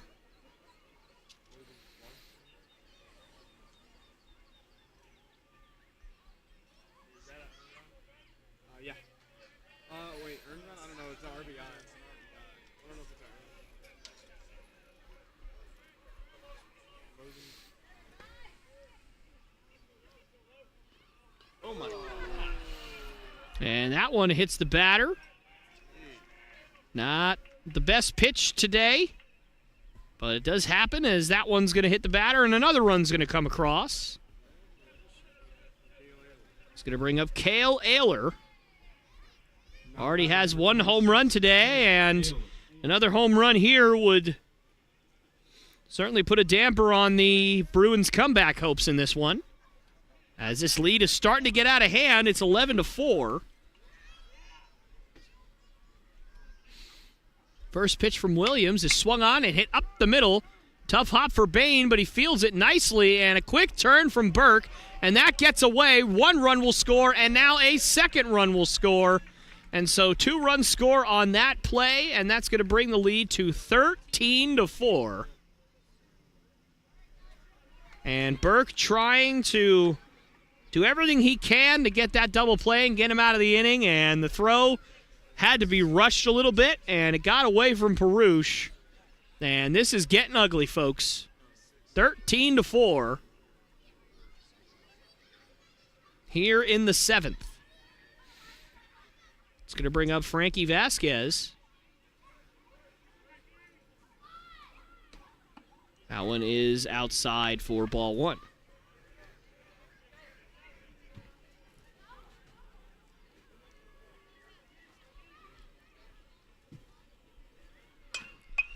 That one swung on and hit off to the right. It's going to get out of play.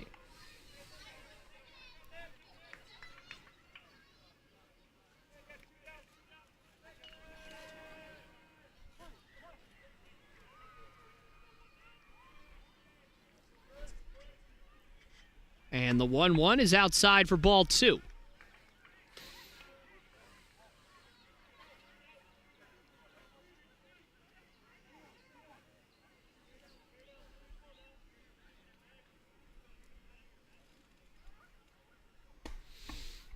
And that one also misses. So 3-1 count here to Vasquez. Another player who has a home run today.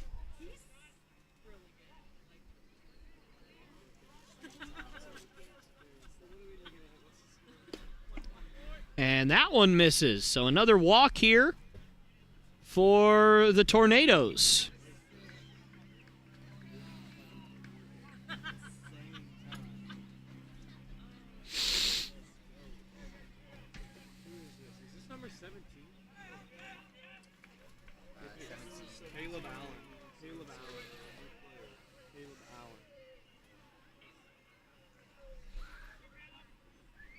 Now batting for Brevard College, number 17, Caleb Allen.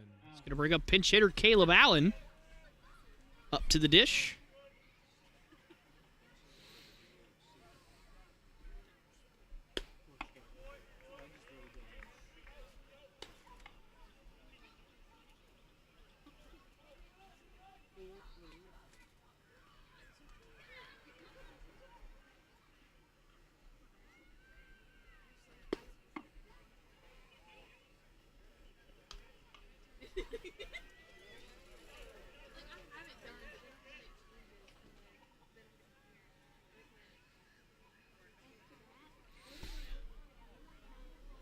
And the 2-0 pitch from Williams is in there for a called strike one. And doesn't look like anybody's warming up in the pen right now. Looks like they're taking stuff in from them. Time to go home. And that one is going to go into the stands. Count moves to 2-2.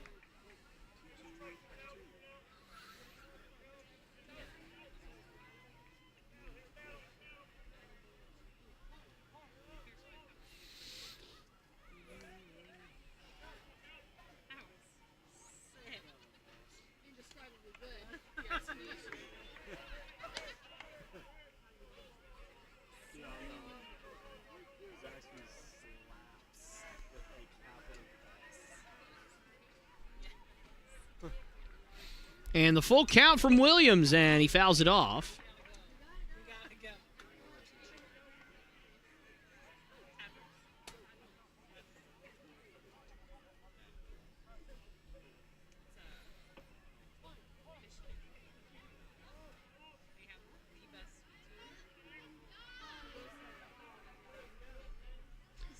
And that one is swung on and missed, so Williams does finally get out of it. But a lot of damage done here in the 7th, and we'll head to the bottom half of this inning. Bruins trailing 13-4.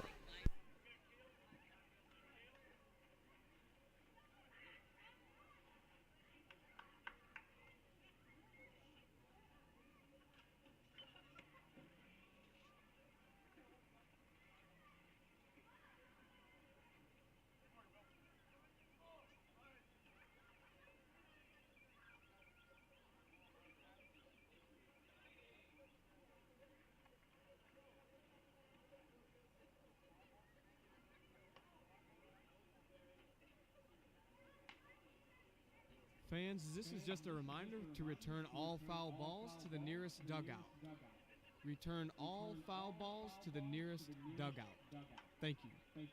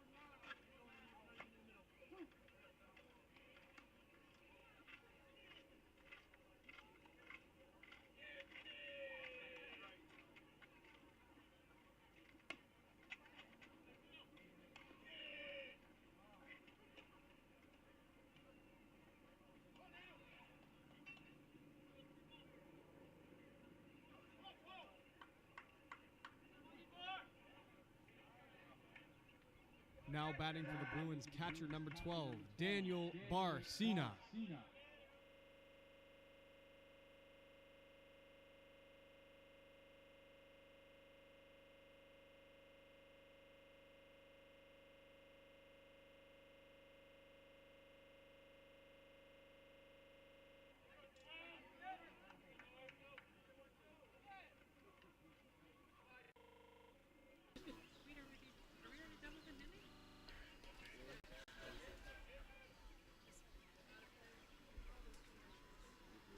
Listen, I've seen this commercial so many times. I don't want to hear any more about it. So the Bruins down by a bundle here as we are in the bottom of the 7th, down 13-4. And that one swung on and again ripped down the right field line, but again, just foul. Count moves to 1-2.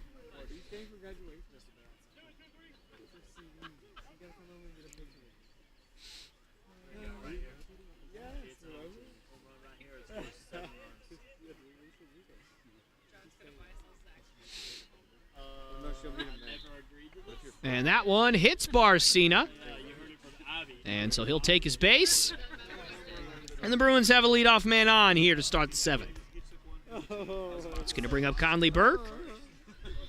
I'm pretty sure it was a 1-2. Wait, there's a pinch hitter. Hey.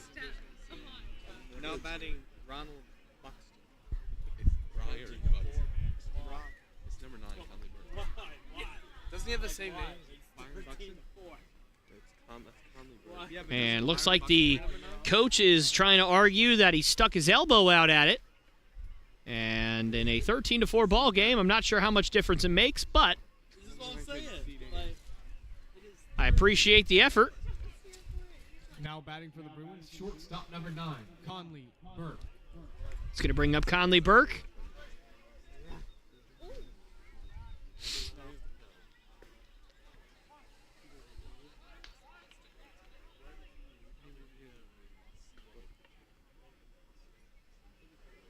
And the first pitch to Burke is upstairs for ball 1.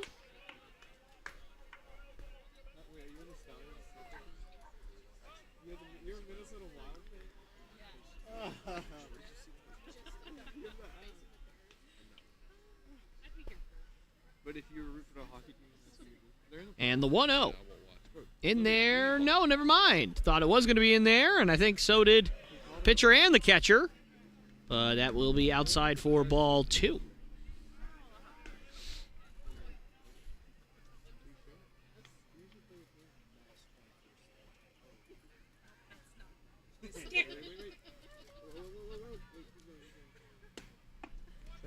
And that one misses, so the count now moves to 3-0.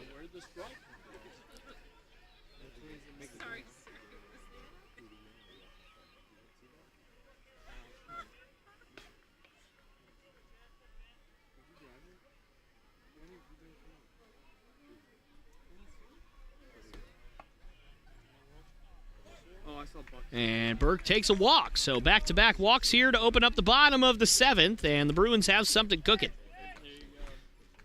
It's going to bring up Shane Perush. Oh, he's coming back out. Is he changing? And that'll be time called, and it is possible that we're going to have a pitching change here. Haven't seen a signal yet. Pitcher is walking towards the coach. And maybe we're not going to have a pitching change. Not sure yet.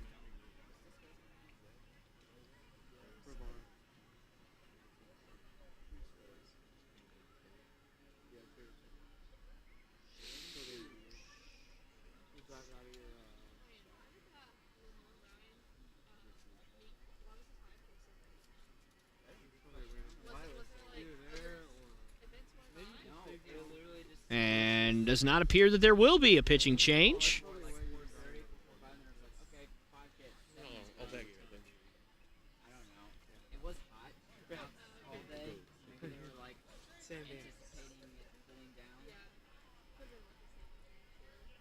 Now batting for the Bruins, first baseman number 20, Shane Perush. Shane Perush looking to get something going here for the Bruins. They already have 2 runners on here.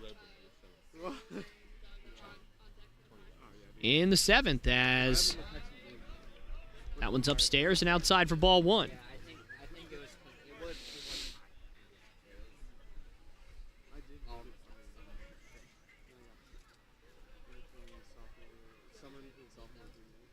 I did all right. And that one swung on and ripped out to center. But once again for Perush, that's going to be run down out there. But the runner will tag from second. And wow, what a throw from out in center field. One hops it to the third baseman from all the way out there. It's a heck of a throw. But the runner will be there in plenty of time. That'll be the first out of the inning. It's going to bring up Chad Bain.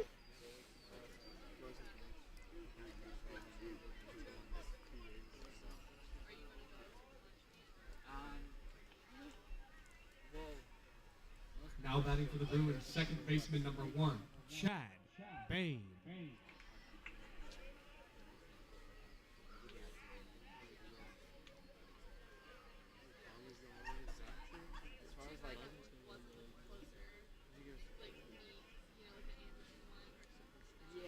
And that one is outside.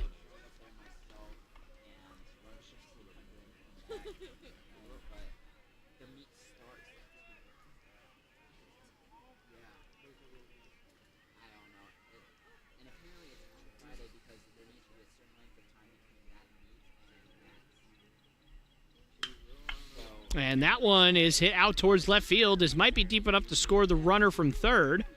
And Barcina got a bit of a late start, but he'll walk home without a throw. And the score is now 13-5.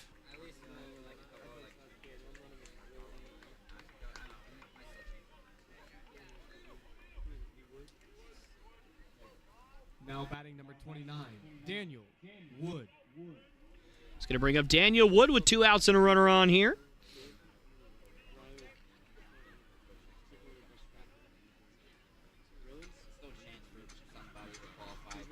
And that one misses for ball 1.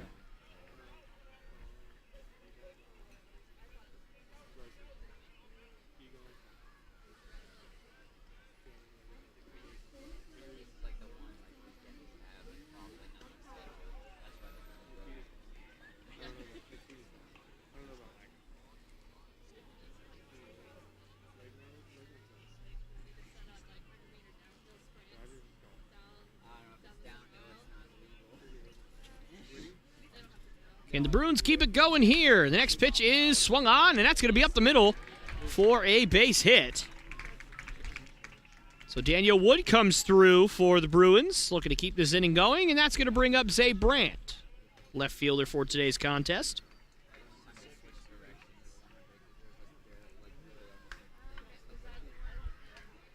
Now batting for the Bruins, number 2, Zay Brandt.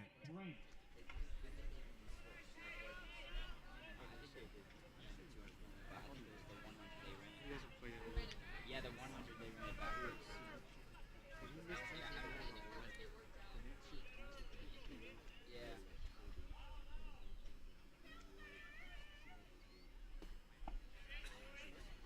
that one's in there for a called strike. As the bottom of the Bruins order looking to come through here, try and mount the hopes of a comeback. And that one's outside for ball two, or excuse me, ball one.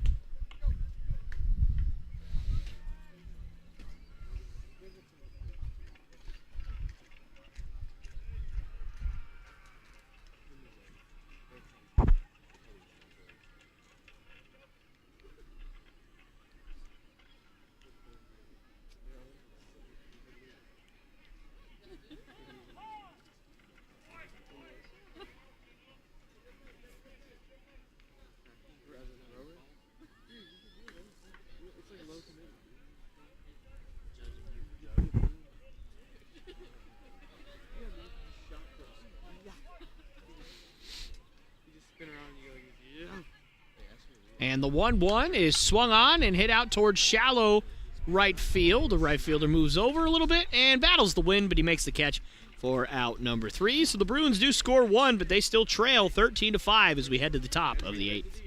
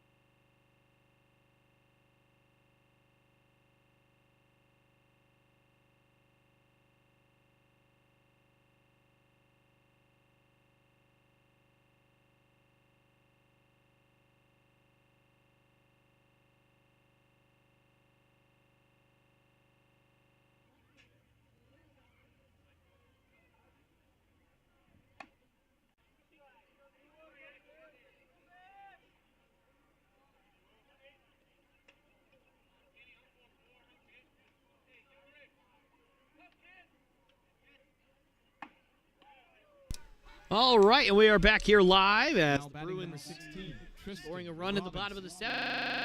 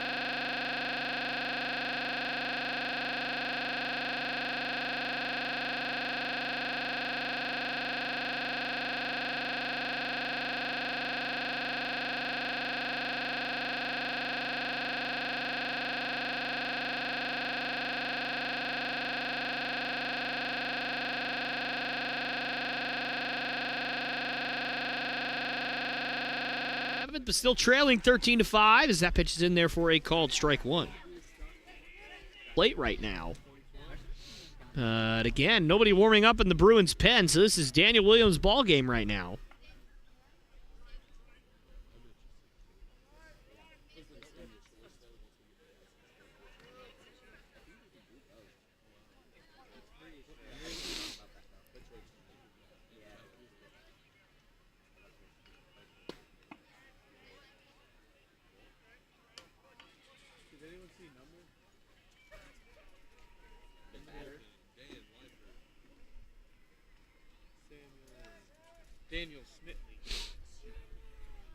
And the 1-0. Slider in there for a called strike.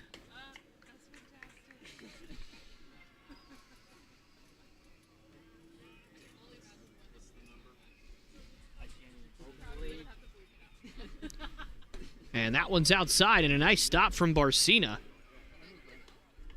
He's worked very hard back there tonight. Hasn't had a lot of opportunities beyond the first couple of innings to be able to stop the ball like that, but he shows what he could do right there.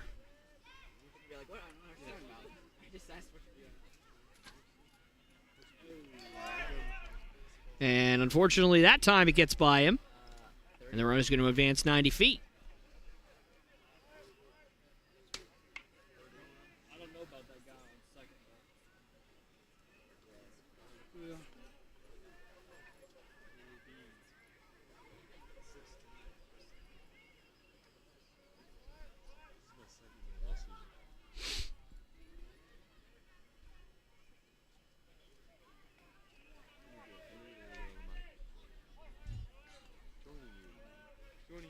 The 2-1.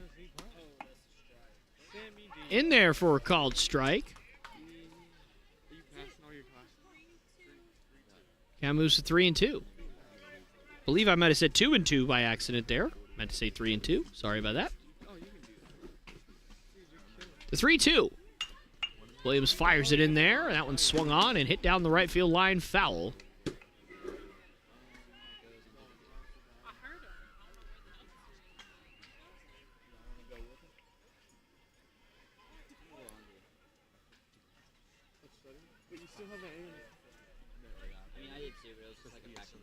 And that one misses for ball 4. So Williams another walk. 2 on and nobody out here to open up the top of the 8th for the Tornadoes.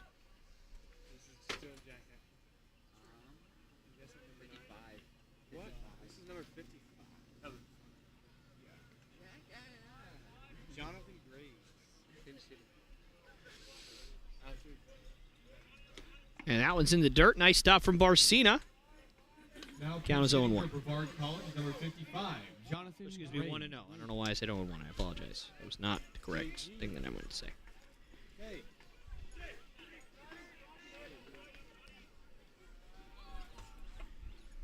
And that one misses. So Daniel Williams really struggling out there. You could see the frustration starting to mount for him. And again, nobody in the pen, so unless you're going with a position player after this, nobody is ready to save Daniel Williams right now. And that one's in there for a called strike. And never mind, as somebody appears to be jogging down to the pen.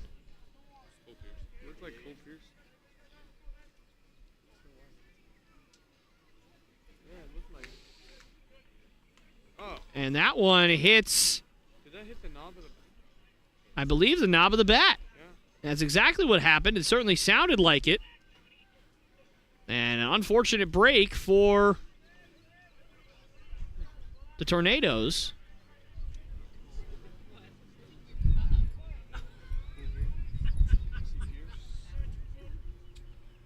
Jonathan Graves. And a swing and a miss, and Graves goes down on strikes. Pinch hitter. As Daniel Williams gets a much-needed strikeout there, as he looks to just get the Bruins back in the dugout so they can get their bats going again.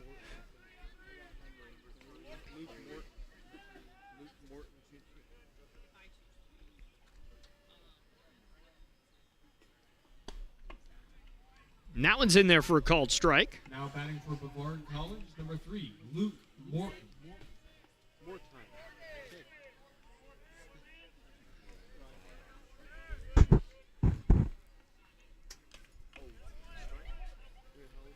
And that one is foul tipped into the catcher's mitt for strike 2. So Williams starting to find his groove here a little bit.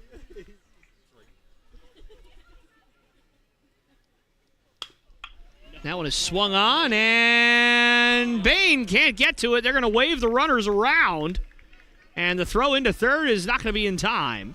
Another run does score, and the score now balloons to 14-5.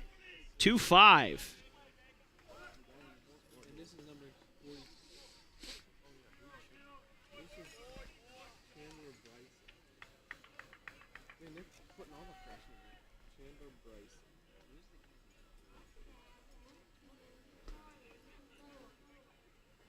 Now batting for Brevard College, number 46, Chandler Bryson.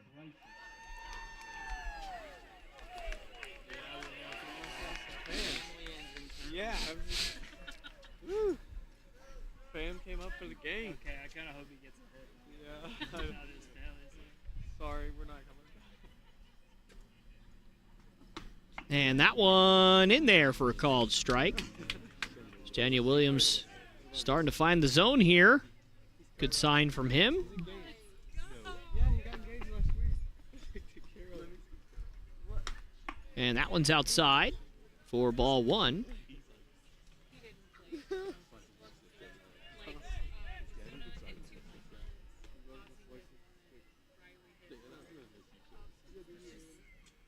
And that one just misses. Count moves to 2-1.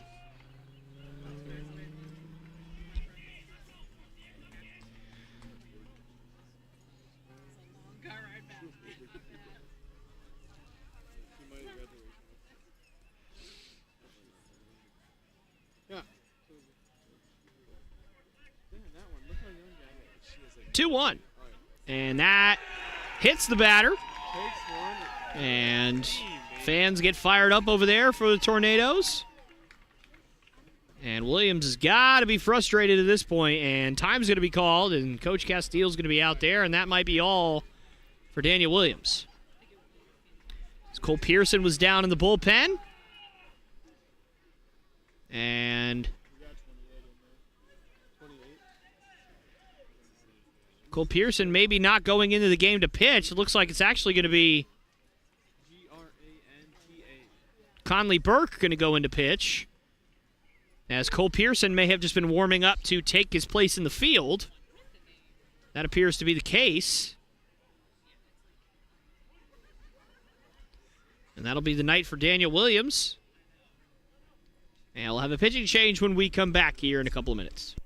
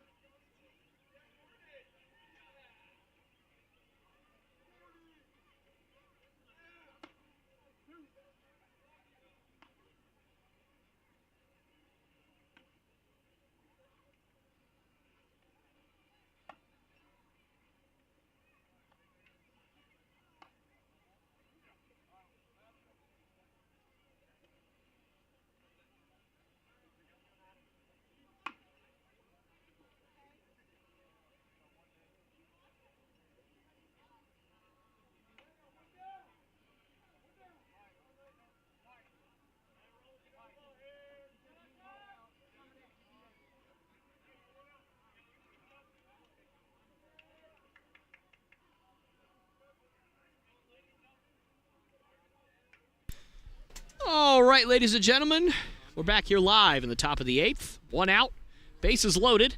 Conley Burke on the mound now, as that one's in there for a called strike. Now batting for Brevard College, number 28, Lucas Granada.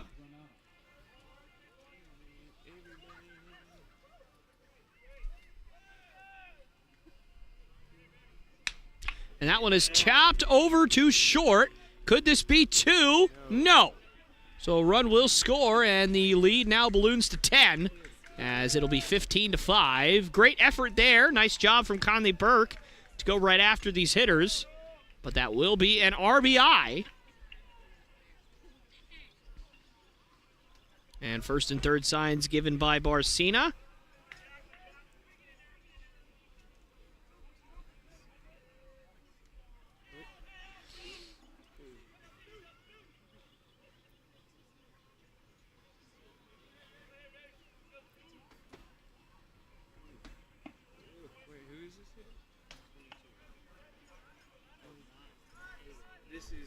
This is Jock Ledger.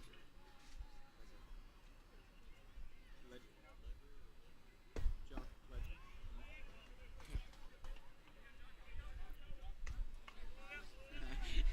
Oh, it's like 2 pitches in.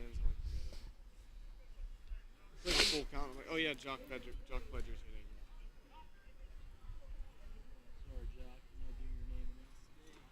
And that one's outside. He might have a chance. The other. Count moves to 3-0.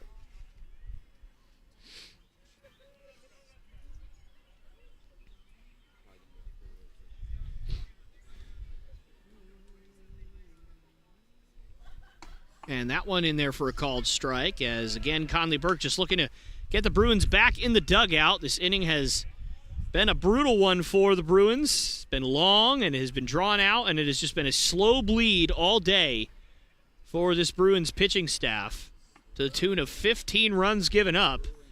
And that's ball 4.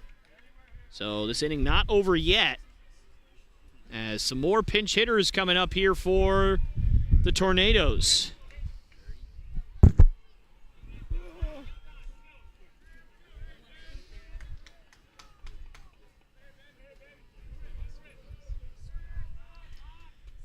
Wind's starting to blow out here at Conestee Park, giving us a little bit of a chill. Who's this? Hayden Jennings. Now batting number 30, Hayden Jennings. Hayden. That was quick.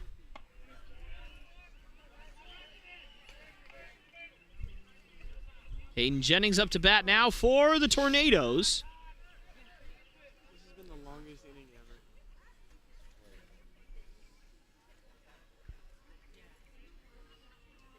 And that one inside. Conley Burke really struggling here.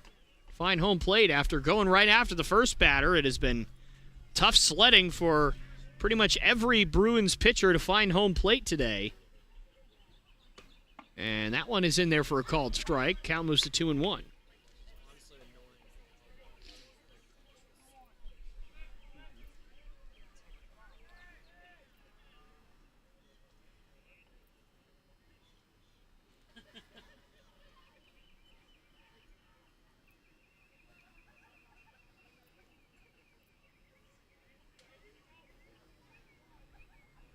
And the 2-1 is upstairs. So the count now moves to 3-1.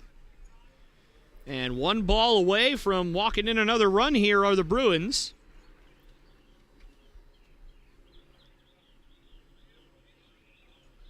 The 3-1. And that one is in there for a called strike, too. Can Conley Burke finish the job here in the 8th? Get the Bruins back in the dugout. We will see with this next pitch. Full count, bottom of the 8th. Here we go. Swing and a miss, and he got him.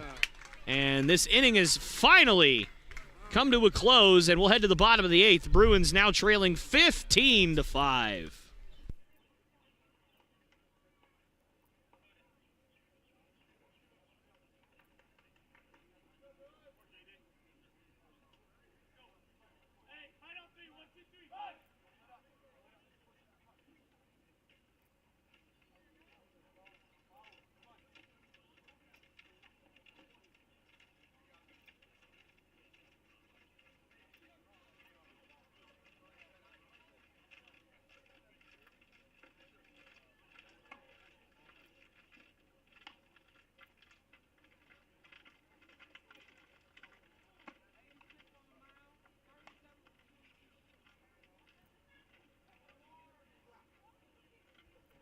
Chick-fil-A of Taylors is a proud partner of your Bob Jones University Bruins.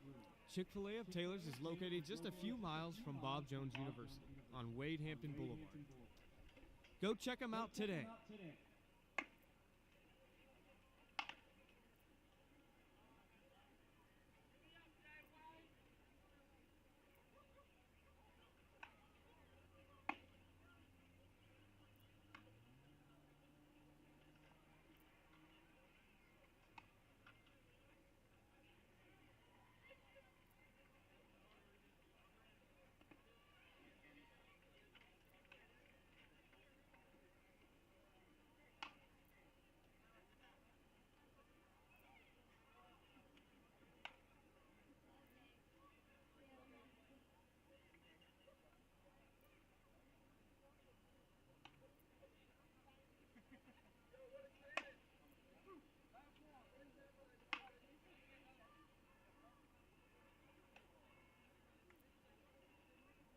Now on to pitch for Brevard College, number 86, Jordan Douglas.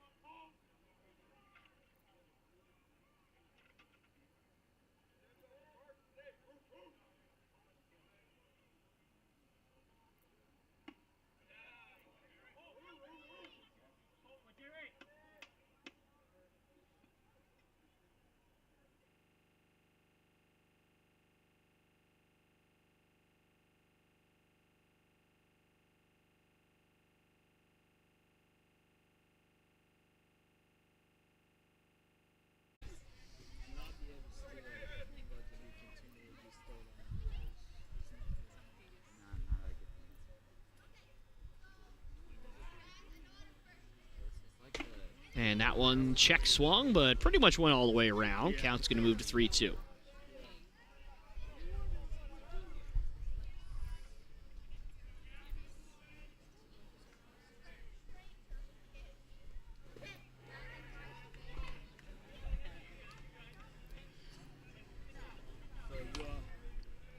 I'm the GM of the Panthers. You're the GM of the Steelers. Matt, we're going to trade picks. You're going to give us the second round. We're going to give you the sixth. For Kenny Pickett?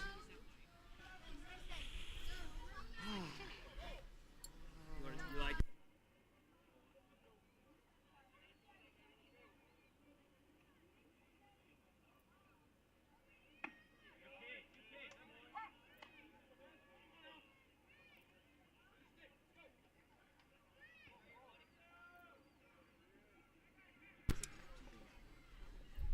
So Riley Ramsey does eventually take his base. It's Cole Pearson steps up to the dish, and that one's in the dirt for ball Matt Rule likes one. Pickett. Ones are wild here He was at the pro in day the that bottom of the talked to him, eighth. like, the whole time. Does it help that Tepper's hit alone? Yeah, that's true. Yep.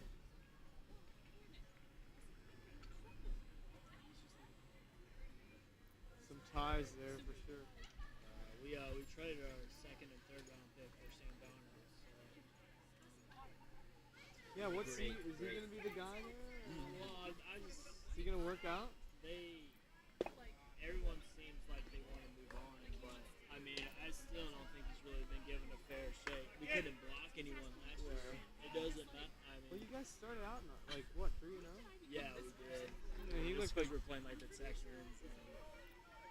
We did beat the Saints pretty good, but Saints were kind of struggling early in the year. That one is swung on and hit out to left field. That was awesome. Fairly shallow, and that's going to be caught out there for out number 2. Cole Pearson flies out here, and it's going to bring up Daniel Barcina. D-bar. Now the bat for the Bruins, number 12, Daniel Barcina. I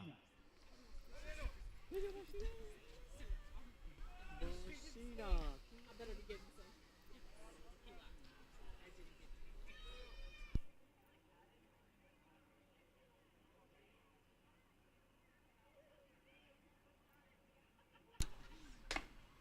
That one misses. Count moves to 1-0 on Barcina.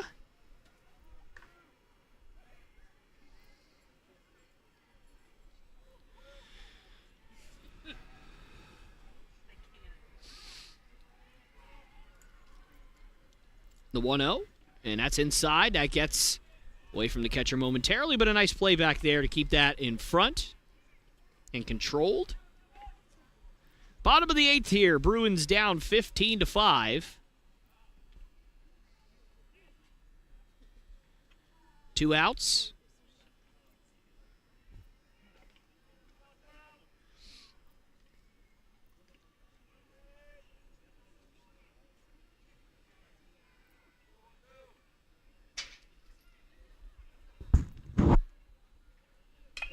Swung on and fouled off over towards the dugout.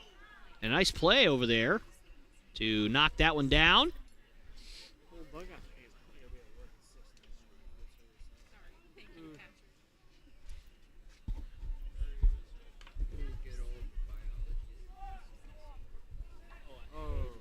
You're an essential right now? Yeah. I took that last semester.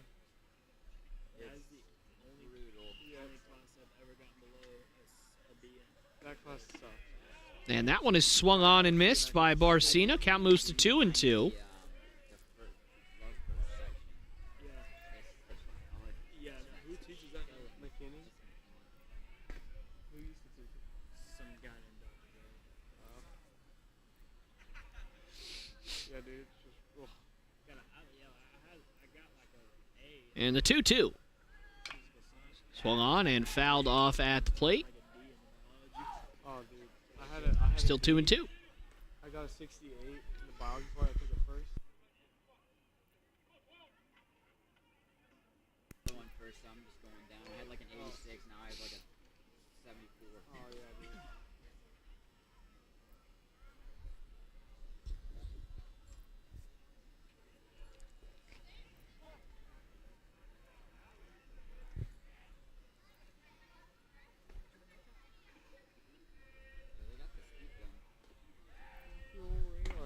And that one is upstairs. This guy is on their team showing with the speed gun.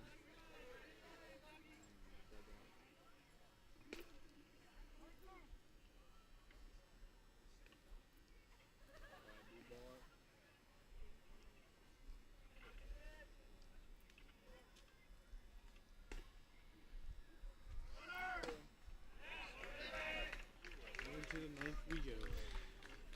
So Barcina goes down, and we will head to the top of the 9th inning. Bruins trailing 15-5.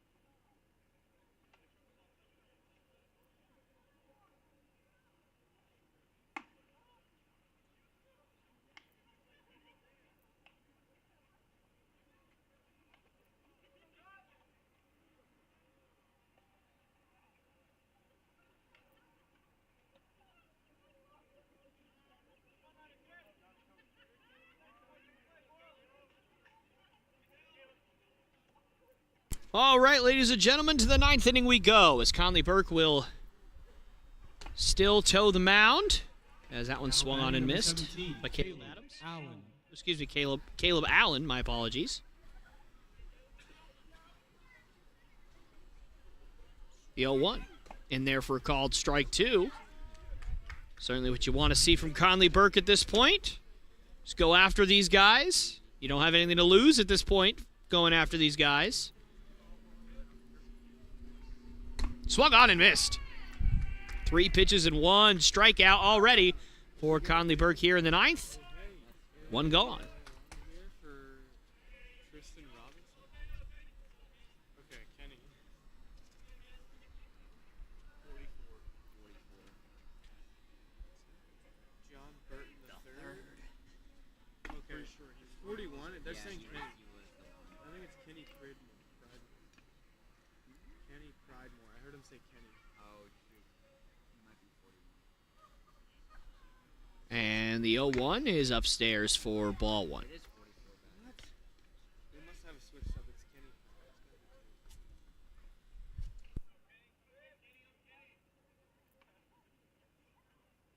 Like 2 different things. And that one's in there for a called strike. Conley Burke going after him. Count moves to 1-2.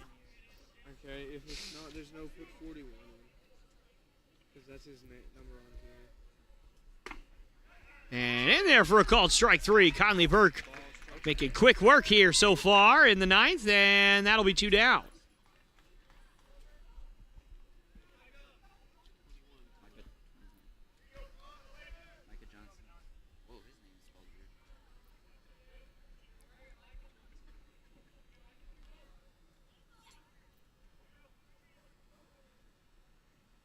weird. And that one in there for a called strike. Umpire's tired too.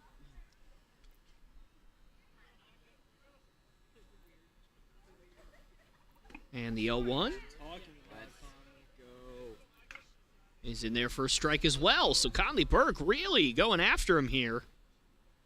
Certainly a nice sight to see after so many walks today. The 0-2.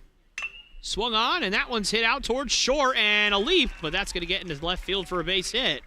So 0-2 and a base hit for the Tornadoes. Why not?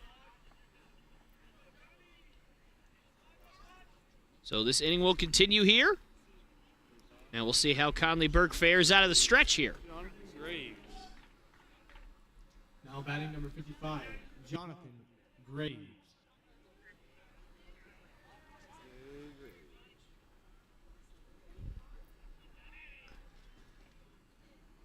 And that one misses for ball 1.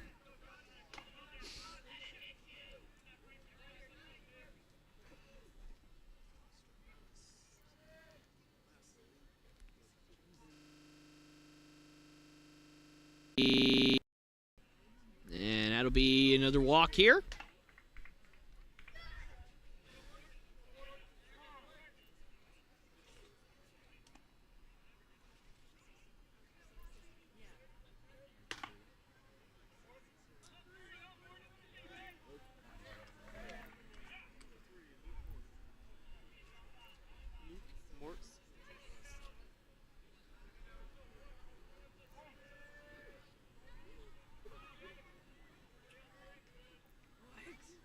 That one is swung on and fouled off toward the Tornado dugout.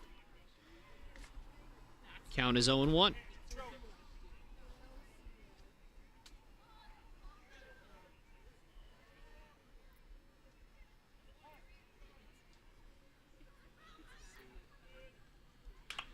That one is swung on, and that one's fouled off toward the Bruins dugout. Man, that ricocheted. Somebody got hit.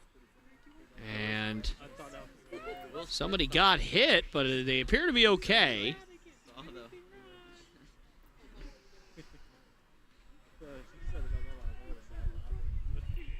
Looks like everybody's all right over there. Count is 0-2.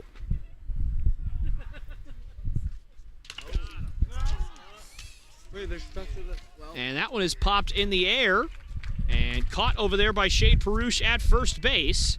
So that will be it for the inning. So nothing comes of the rally from the Tornadoes will head to the bottom of the ninth. Bruins trailing by 10.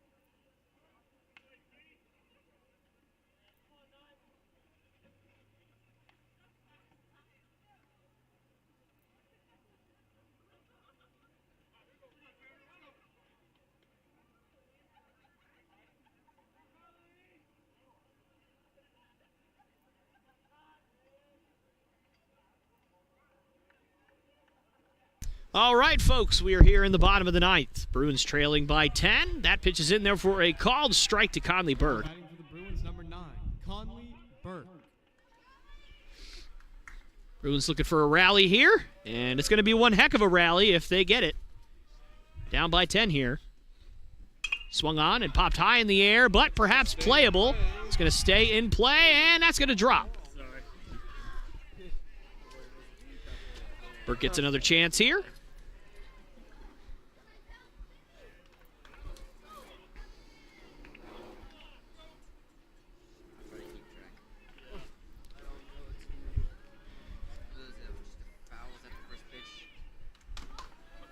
Yeah, that was.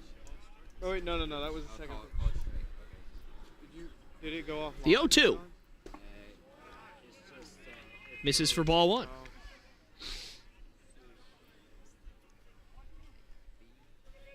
on, just bump some strikes in.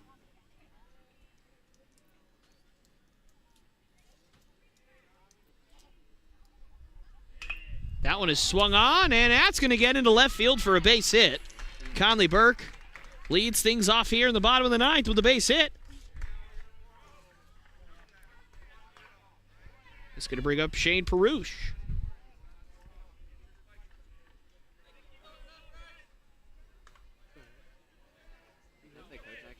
No, that was Jerry.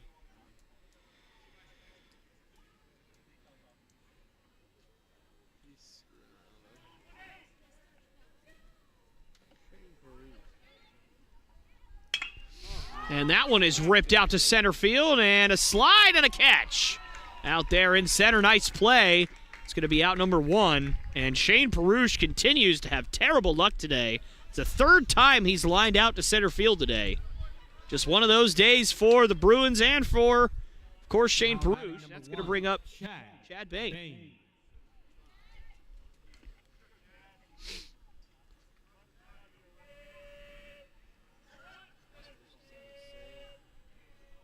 And a move over to first.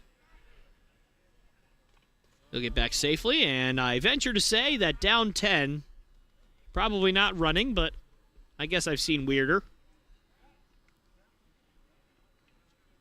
And I'm sure he's going to start running now that I said that. Nope, not on this pitch. That one's outside and upstairs for ball 1.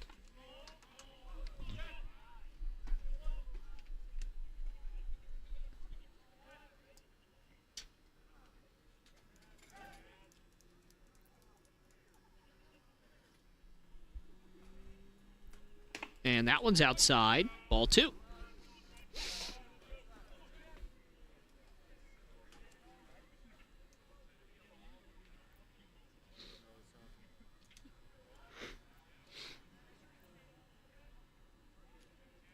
I literally didn't do it. Kill it. It died. That one swung on and hit down the left field line. Foul. Count moves to 2-1. It went past the time limit of its operation. Caitlin, we got a slight problem over here. What is our problem? This thing is like frozen. I would exit out and try to start it, but I don't know if it's going to save it. Oh, shoot. Had to walk. That's what it was. I thought you just The lost 2-1. the game. I was about to say. Swing and a miss from Bain. Oh, I thought Count moves to 2-2. I was like, okay, well, it's overtime. Alright, I got it. Was that a swing strike? Thank you. I mean, that's Alright, so all we I can got, offer at this point. Unkindly, it was a KFB. Oh, no. KFB. Base hit.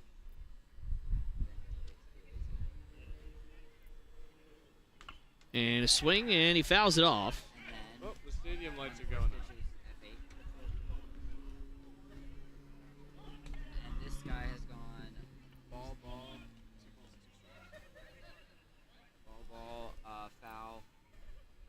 swing, strike, and foul ball. We're all good.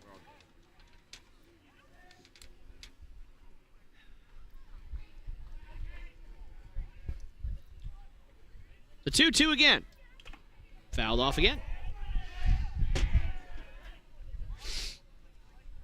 Sorry about that. Caleb, where you went?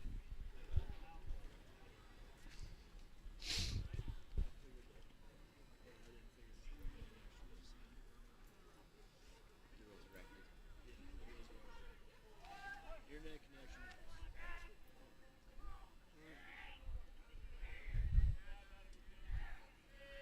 And another 2-2 is also fouled off down the line.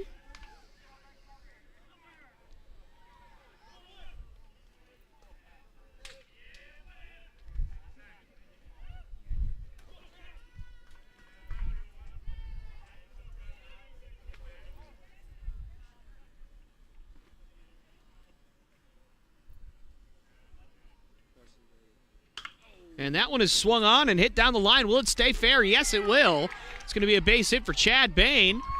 And the runner is going to advance to third now. And the Bruins have something cooking in the ninth.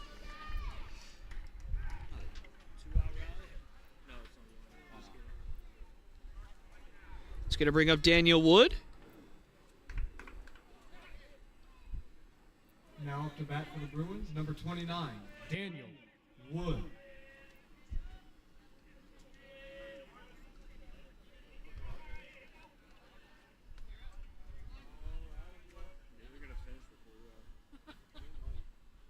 That one's in there for a called strike 1.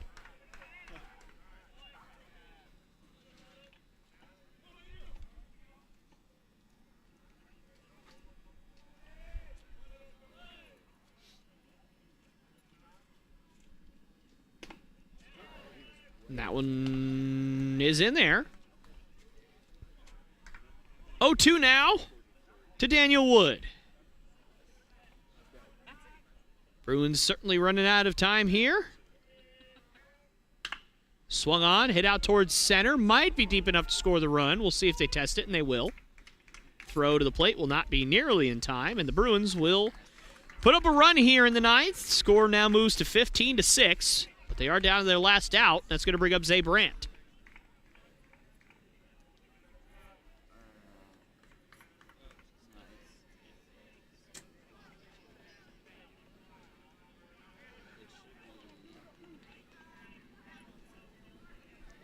Now up to bat for the Bruins, left fielder number 2, Zay Brandt.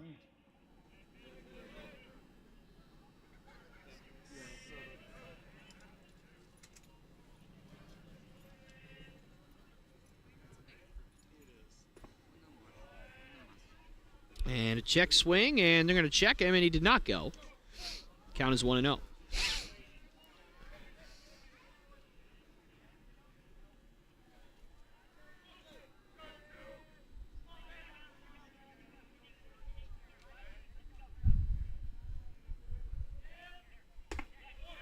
And that one's outside and upstairs for ball 2.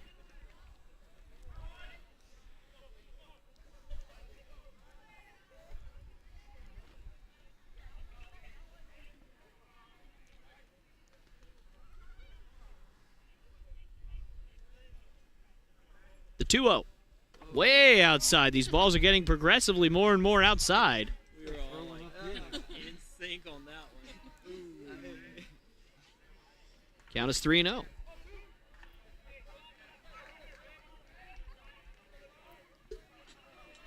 Certainly, this is best case scenario for the Bruins. They can get a walk out of their 9-hole guy.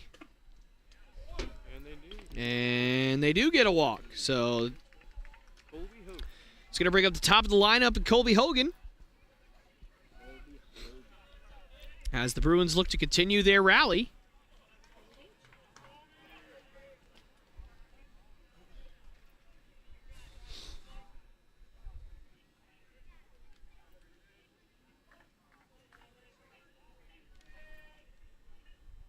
That one misses for ball 1.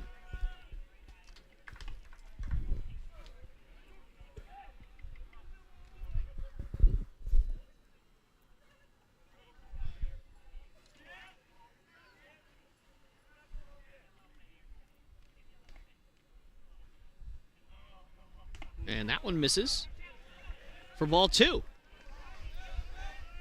And time will be called as the catcher's going to go out and figure things out with his pitcher. Try and calm him down a little bit. Just say, hey, there's only one out. You're down. You're up 9. Just throw some strikes. Let's go after these guys.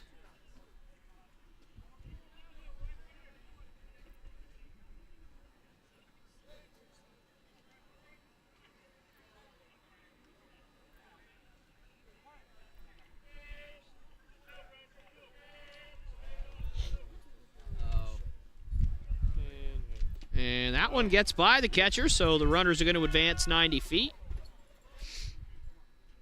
And it appears that the pep talk had little to no effect.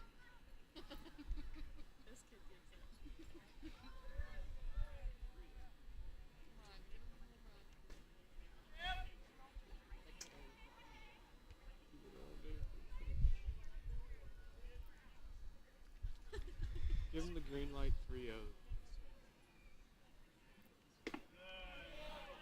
And that one's in there for a called strike.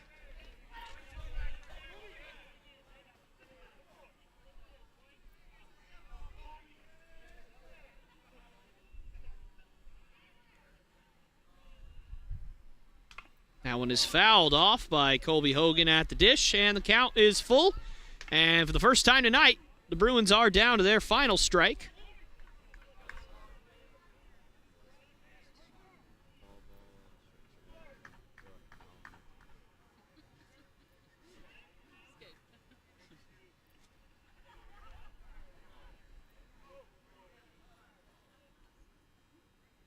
And that just misses, and Colby Hogan will take his base, and the bases will be loaded. This game is not over. We're not going away. And Now batting for the Bruins, number 5, Riley Ramsey.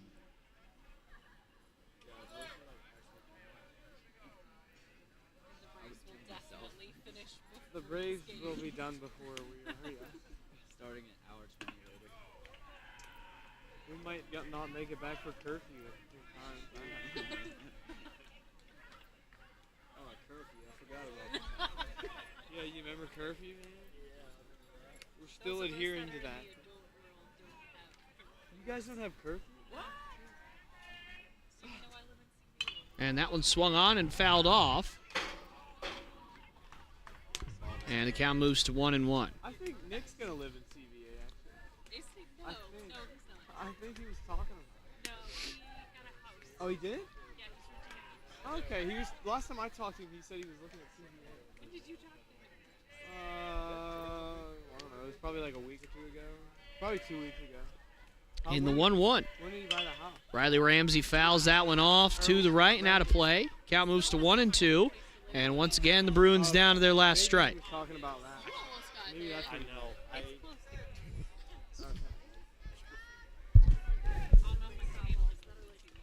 He could be your neighbor. One on the sitting there. It's like I saw it coming right at me and dipping. I was like, And that one inside for ball 2. 2-2 count here. Here in the bottom of the 9th.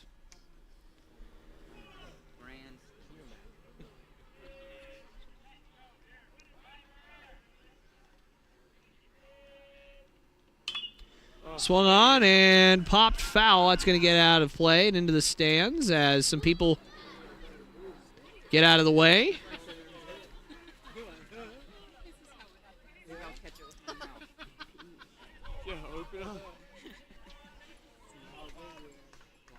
They were just accepting their fate.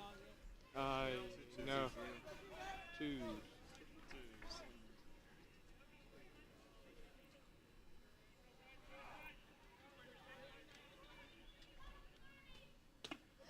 And that one just misses for ball 3. And I will tell you what, this is the first time I've seen an umpire in a blowout shrink the strike zone. But here we are. Count moves to 3-2. And that one swung on and fouled off by Ramsey. Count remains full.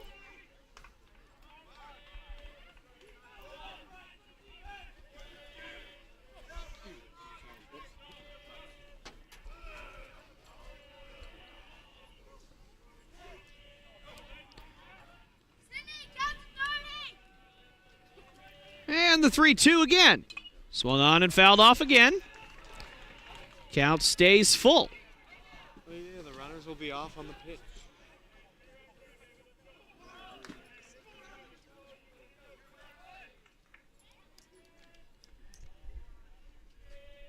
Can Riley Ramsey stay alive here?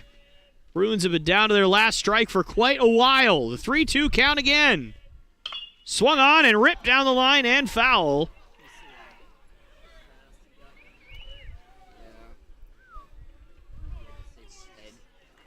Yeah, it almost got killed.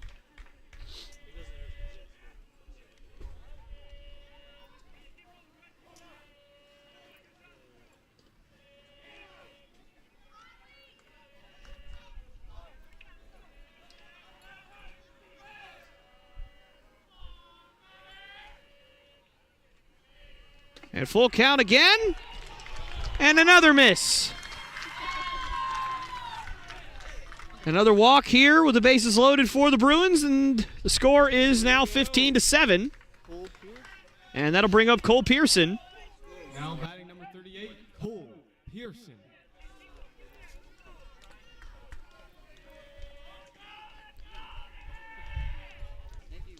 First pitch to Pearson is swung on and hit out to right field. And that is going to be caught out there in right field, and that will do it. As the Bruins go down, but not without a fight, as the final score will be 15-7 here tonight. Not much to talk about. It was a pretty ugly game, quite honestly. Kind of a slow bleed for the Bruins all night. There was not one particular inning that really got them. The Tornadoes were just consistent. They attacked the baseball, and they put up quite a lot of runs today, and they will walk away with the victory tonight. So, Bruins will play the Tornadoes again, but on the road on Thursday, and the next time we'll be back here will be this upcoming Friday at 6 p.m., so check that out if you have a chance. But nonetheless, this is Tyler Lopes. I'll be signing off here saying God bless and go Bruins.